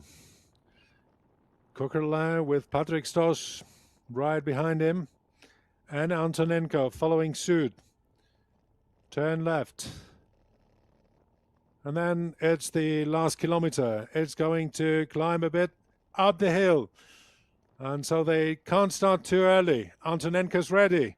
And so is Walter. Chmielauskas on the last position in this group, also willing to attack. Chmielauskas, who will trigger the pistol. Chmielauskas getting prepared. Chmielauskas in his blue jersey, and all the other ones also preparing to attack. But the way goes slightly up the hill, so they don't want to jump the gun. And it's Patrik Stosch, a good sprinter from Vosta ATS, who can still make it. And it's Kukurla. Will he be strong enough? Kukurla also preparing. Walter on the second position. Antonenko out in front. Stosch, all waiting, all getting ready, but not attacking yet. Who's going to be the smartest? Who's kept enough energy for the dying meters of this race? Oh, we can see them. We can see them almost from the finish line. It's less than half of a kilometer. Who's going to be the winner of this race? Walter goes ahead. Walter, I think, is the first one to attack. Will there be any response? Walter, he knows it's up the hill. ATT Investments. Patrik Stosch is on his wheel. And Kukurla, so is Kukurla. The other two will not count. And then the leading three. Who's going to be the toughest and the smartest as well? Stosch trying to come out from the third position. But it's Kukurla and Walter. Patrik Stosch is made it in the dying meters of this race. Fantastic win. Great action from Patrik Stosch from Vosta ATS team.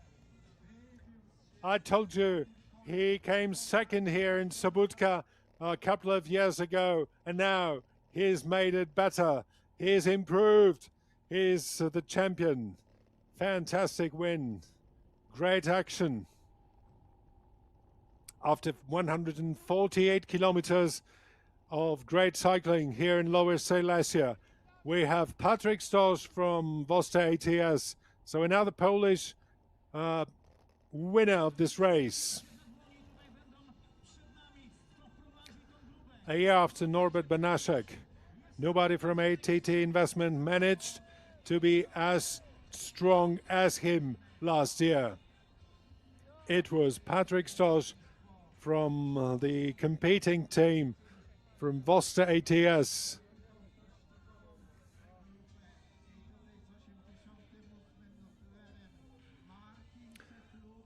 So this was the 39th time that this race was contested. And there's another Polish winner. That was excellent. That was really remarkable. And it was a great pleasure to watch. Patrik Stosch playing it all his way, although having to wait until the last 50 meters of the race, even less, to give the last winning push. That was it. That was it, ladies and gentlemen.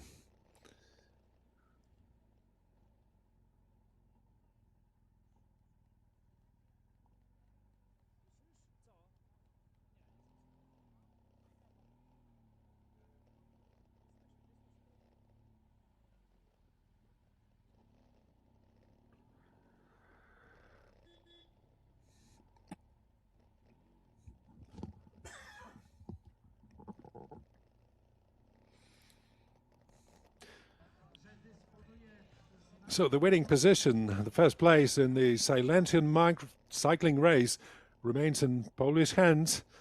But this time it's Vosta ATS team that's celebrating behind the finish line, with Patrick Stosch being the winner and enjoying the moment together with his teammates. His friends and family are all there congratulating on this magnificent win in Sobótka in the season opener here in Poland. Patrick Stosch comes from Kluczbork, so this is also Silesia, only a different part of this region of Poland. But he knows these roads very well. Well enough to become a winner. Congratulations to the entire Vosta ATS team, to Patrick's teammates, to Konrad Czabok, who accompanied him in this decisive breakaway, who then stayed behind, but who's now going to congratulate Patrick on this victory. Yeah, let me remind you that Patrick also played an important role in the Polish national team during last year's Tour de Pologne. And not only then, also earlier, competing in the national, in the UCI World Tour race, the most important one in the cycling calendar, as the national team rider. So all he could do was winning the most active rider jersey. And now he comes as a winner in the UCI calendar race here in Sobótka. So this is precious. This will be widely appreciated. And this is also a memorable event for the entire team. Mariusz Witecki, the team director, will be very happy after such a strong accent at the very beginning of the racing season here in Poland.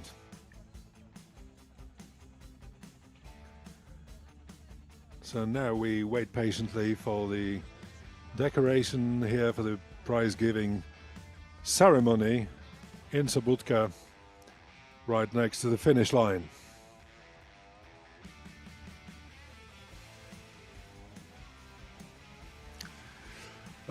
So it was Wout van Aert in Roubaix, and it was Patrick Stosch here in Sobótka on the 12th day of April in the Polish season opener, right at the foothill of the Slezanski hill, just next to this lower Silesian town of Sobótka. So the cobbles and gravels by Slezanski Mnich, or the Silesian monk, are over. We're just waiting for the prize-giving ceremony, and we say thank you. My name is Piotr Sobczynski. I was your English commentator along this Silesian monk this year. Stay well.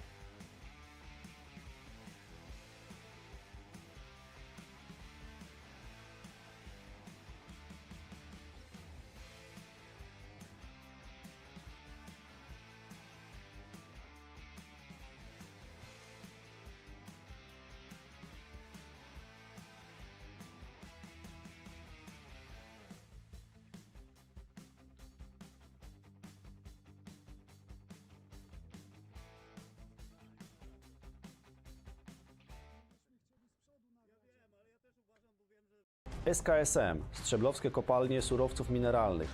Producent surowców mineralnych do produkcji ceramiki, szkła, chemii budowlanej i budownictwa inżynieryjnego oraz drogowego.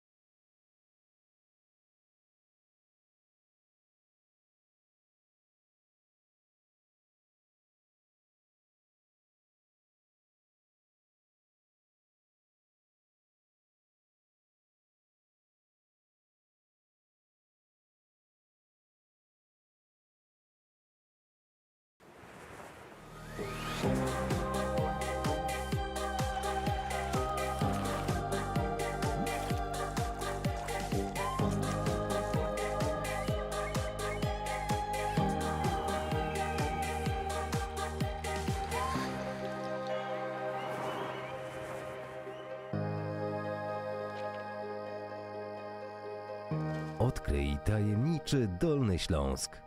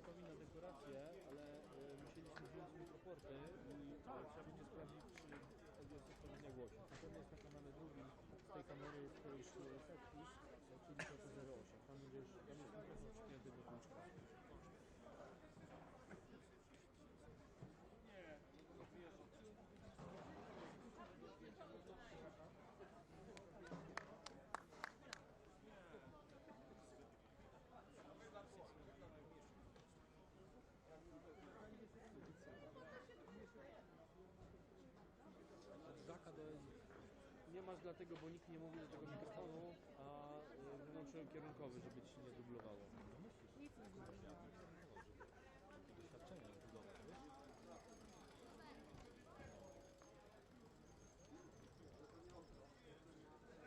Gdyby się nie pojawił, to mów, włączę kierunkowy i zrobimy z powrotem kierunkowy.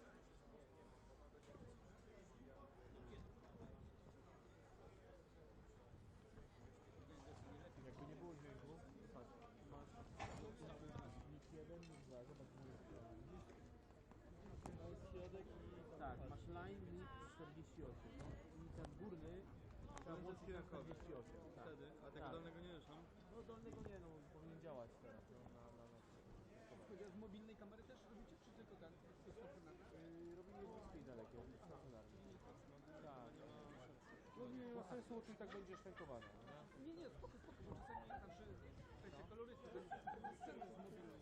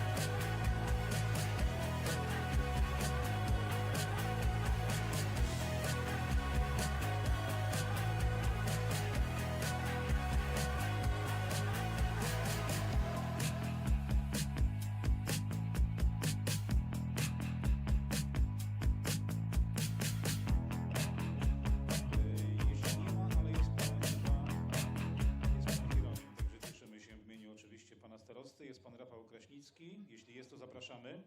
Zastępca wójta gminy Kobierzyce, również pan wójt Borowa, pan Waldemar Grochowski, wójt Konradowic, pan Tomasz Gracz, wójt gminy Jordanów Śląski, pan Paweł Filipczak, również wójt Łagiewnik, pan Jacek Mikus. Zapraszamy tutaj również prezesa Polskiego Związku Kolarskiego Marka Leśniewskiego. Zapraszamy również dyrektora Przemka Bednarka. Prosimy również, aby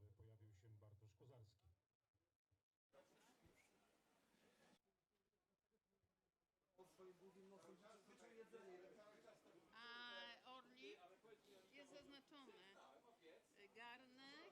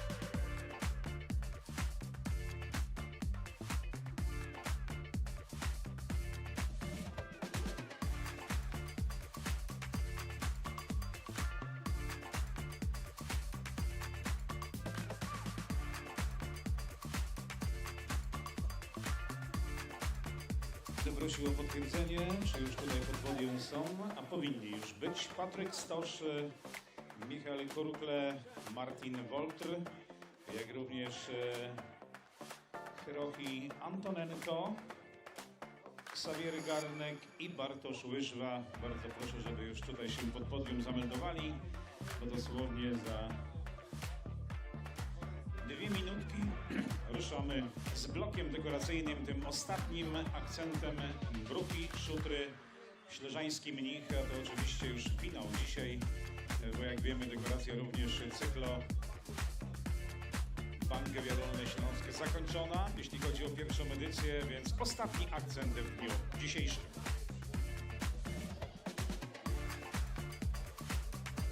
Prosimy bardzo tutaj już zawodników Patryka Stosza, Michał Kurkle, Martin Woltr, Antonenko, Garnek i Bartosz Łyżwa. Prosimy również tutaj prezesa Polskiego Związku Marka Leśniewskiego.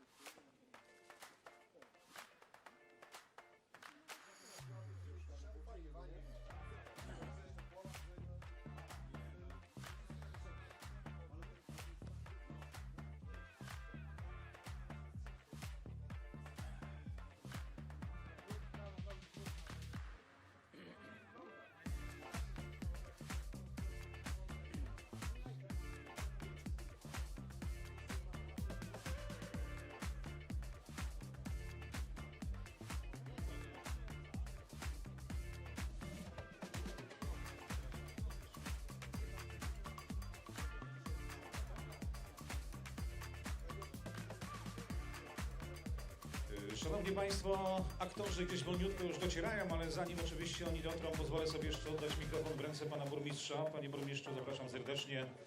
Mikrofon oddaję w pana ręce. W końcu pan jest gospodarzem, jakby nie było tutaj sobotki. Proszę bardzo. Kochani, powoli zbliżamy się do końca tego święta kolarstwa w Sobótce. Cieszę się ogromnie, że uczestniczyliśmy w tym wielkim wydarzeniu. Gratuluję wszystkim tym, którzy brali udział, czynny jako widzowie, obserwatorzy, bo warto było tutaj być i spędzić dzisiaj z nami ten piękny dzień, sportowy dzień. Kochani, za chwilę będziemy rzeczywiście dekorować wyścig bruki i szutry. To jest kolejna edycja, coś nowego, ale myślę, że w przyszłym roku również zapraszamy do nas. Gdzie jest? Przemek, gdzie jesteś? Biega. Ale myślę, że rzeczywiście w przyszłym roku również się spotkamy i będziemy mogli świętować kolejne piękne widowisko sportowe. Dziękuję bardzo. Dziękujemy panie burmistrzu. Panie wicestarosto, jeśli można, to też bardzo proszę 2 zdania z pana strony. Tym bardziej, że pan również dokłada cegiełkę i starostwo do tego wyścigu. Powiat wrocławski zawsze wspiera i będzie wspierał sport, a szczególnie sport tak piękny, jakim jest kolarstwo. Dzisiaj miałem przyjemność po raz pierwszy w życiu spędzić i zobaczyć wyścig kolarski od kuchni. Niesamowite wrażenia, ogromna determinacja zawodników, ciężka walka, ale też wielki ukłon i szacunek dla organizatorów za przygotowanie trasy, wymagającej trasy. Bardzo serdecznie dziękuję wszystkim, szczególnie mi bliskim samorządowcom, którzy wspierają właśnie sport na terenie gminy Sobótka, powiatu wrocławskiego. Tutaj głęboki ukłon dla pana burmistrza Mirosława Jarosza, jak i również dla starosty powiatu wrocławskiego Włodzimierza Chlebosza. Jak państwo wiecie, to jest również sportowiec, olimpijczyk i w tym roku żeśmy wsparli finansowo tą edycję, kolejne wsparcie już niedługo kolejnych zawodów kolarskich z powiatu wrocławskiego również są przewidziane. Także serdecznie dziękuję za tą współpracę samorządów, bo bez pomocy i wsparcia samorządów ten sport amatorski i zawodowy kulałby i jednak ciężko by było sfinalizować tak piękne wydarzenie, jakie dzisiaj mamy w Sobótce. Bardzo serdecznie dziękuję, żeby nie przedłużać, oddaję mikrofon prowadzącemu. Dziękujemy bardzo, panie wicestarosto. Poprosimy jeszcze na scenę, aby dołączył Bartosz Kozarski. Ja pozwolę sobie jeszcze oddać mikrofon w ręce pana prezesa Polskiego Związku Kolarskiego Marka Leśniewskiego. Jakby nie było, otwarcie sezonu roku 2026. Szanowni Państwo, jak widać, współpraca samorządów daje wspaniałe efekty. Ten wyścig jest tego przykładem. Wiadomo, finanse są bardzo ważne. Można powiedzieć, takim czynnikiem są głównym od tego, czy impreza się odbędzie i w jakiej wymiarze. Wspaniały wyścig, wspaniała impreza, 1400 uczestników, także gratulacje dla samorządów, gratulacje dla organizatorów, dla pana prezesa. Wspaniała robota, Dolnośląskie zawsze było przykładem dla Polski w organizacji, w tej kulturze kolarskiej. Kiedyś Dolmel, grupa z Charuskiem, Szurkowskim, Brzeźnym, teraz młodzi dorastają, czyli grupa Bartka Chuzarskiego, Velo Talent, także mam nadzieję, że te tradycje na Dolnośląskim będą podtrzymywane. Życzę, gratuluję i mam nadzieję, że w przyszłym roku jeszcze jeden stopień wyżej pójdziecie. Dziękuję bardzo. Dziękujemy bardzo. Szanowni Państwo, nie pozostaje nam nic innego jak w tym momencie już tutaj, bo chyba aktorzy są przygotowani do tego, aby stanąć tutaj na tej scenie. Rozpoczniemy od kategorii młodzieżowej do lat 23 i za chwilę zobaczymy tą najlepszą trójkę tutaj na podium. Zapraszam serdecznie w kategorii młodzieżowej do lat 23. Dzisiaj po tych 150 prawie kilometrach numerem 3 reprezentant Mostostalu Puławy Bartosz Łyżwa.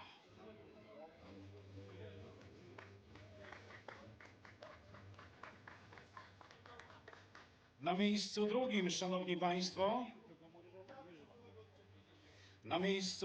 szanowni państwo, reprezentant Mazowsza Serce Polski, pierwszoroczny w tej grupie wiekowej, ale myślę, że perspektywa przed nim bardzo bogata i wielka kariera sportowa, czego mu życzymy. Xavier Garnek, miejsce drugie.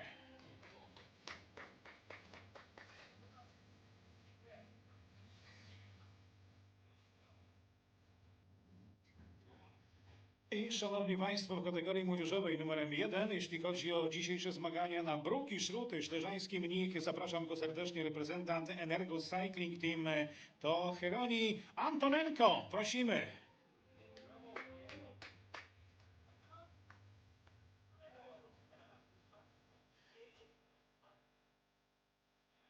Czyżby gdzieś tam jeszcze w ujęciach kolegów? Antonenko jest. Przypominamy również mistrz Ukrainy, ale oczywiście w barwach Energus. No i prosimy, szanowni nasi goście, o dokonanie tej dekoracji. Kategoria młodzieżowa do lat 23.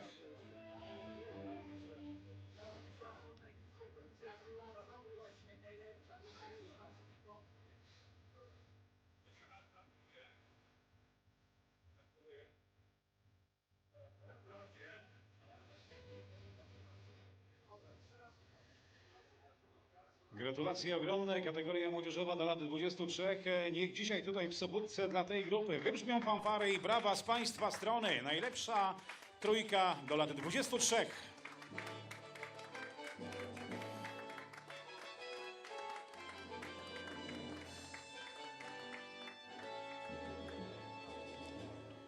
Dziękujemy bardzo i przed nami ostatni akcent dzisiejszych zmagań, o których mówimy właśnie i mówi się już od wielu, że tak powiem, tygodni i dni, bo to otwarcie sezonu to oczywiście to, co otwiera ten sezon szosowy na rok 2026. Najlepsza trójka w elicie mężczyzn dzisiaj, przed Państwem za chwilę.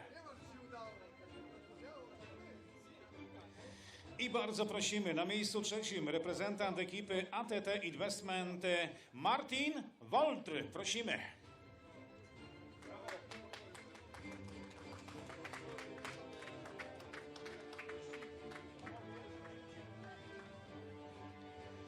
Na miejscu drugim reprezentant Kasper Krypto. Zapraszam serdecznie Michael Kurkle. Marek.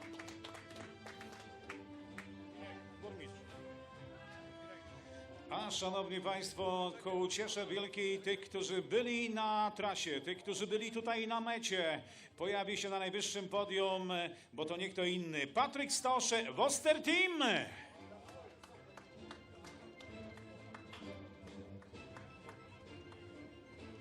A A tutaj już Państwo widzą dwóch kolarzy, którzy w przyszłości będą też rywalizować. Slezzański Mnich w rękach Polaka, zdobyty Patryk Stosz. Fantastyczna walka, 150 km do końca. Trzymała nas w emocjach, peleton gonił, ale to się jednak nie udało. Ta piątka przetrwała i potem oczywiście te ostatnie tutaj już metry w Sobótce, które decydowały o tym, kto zwycięży, jeśli chodzi o bruki, szutry. Slezzański Mnich w tej właśnie edycji, w edycji UCI, która już od 2 lat rozgrywana jest tutaj na ziemi dolnośląskiej. Gratulacje, fanfary i brawa. Kategoria elita, Patryk Stosz numerem 1.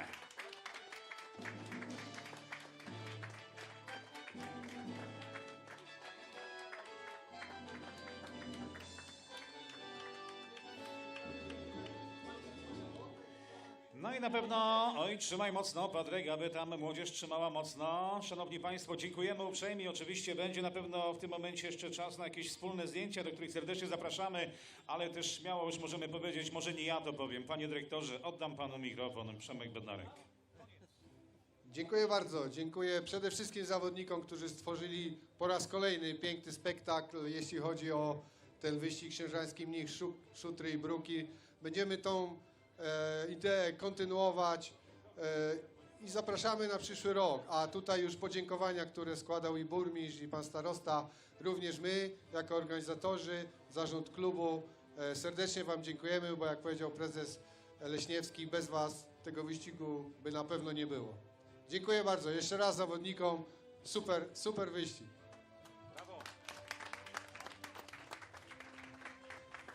Szanowni Państwo, tym akcentem kończymy tą kolejną piękną edycję, która właśnie tutaj na Dolnym Śląsku ma jakżeż ogromne tradycje. Dziękujemy uprzejmie, pozdrawiamy wszystkich serdecznie, życzymy oczywiście szczęśliwego powrotu do domu i pamiętajcie o tym, szosa się rozkręca, szosa się rozpoczyna i dzisiaj właśnie tutaj w Sobótce to oficjalne otwarcie nastąpiło.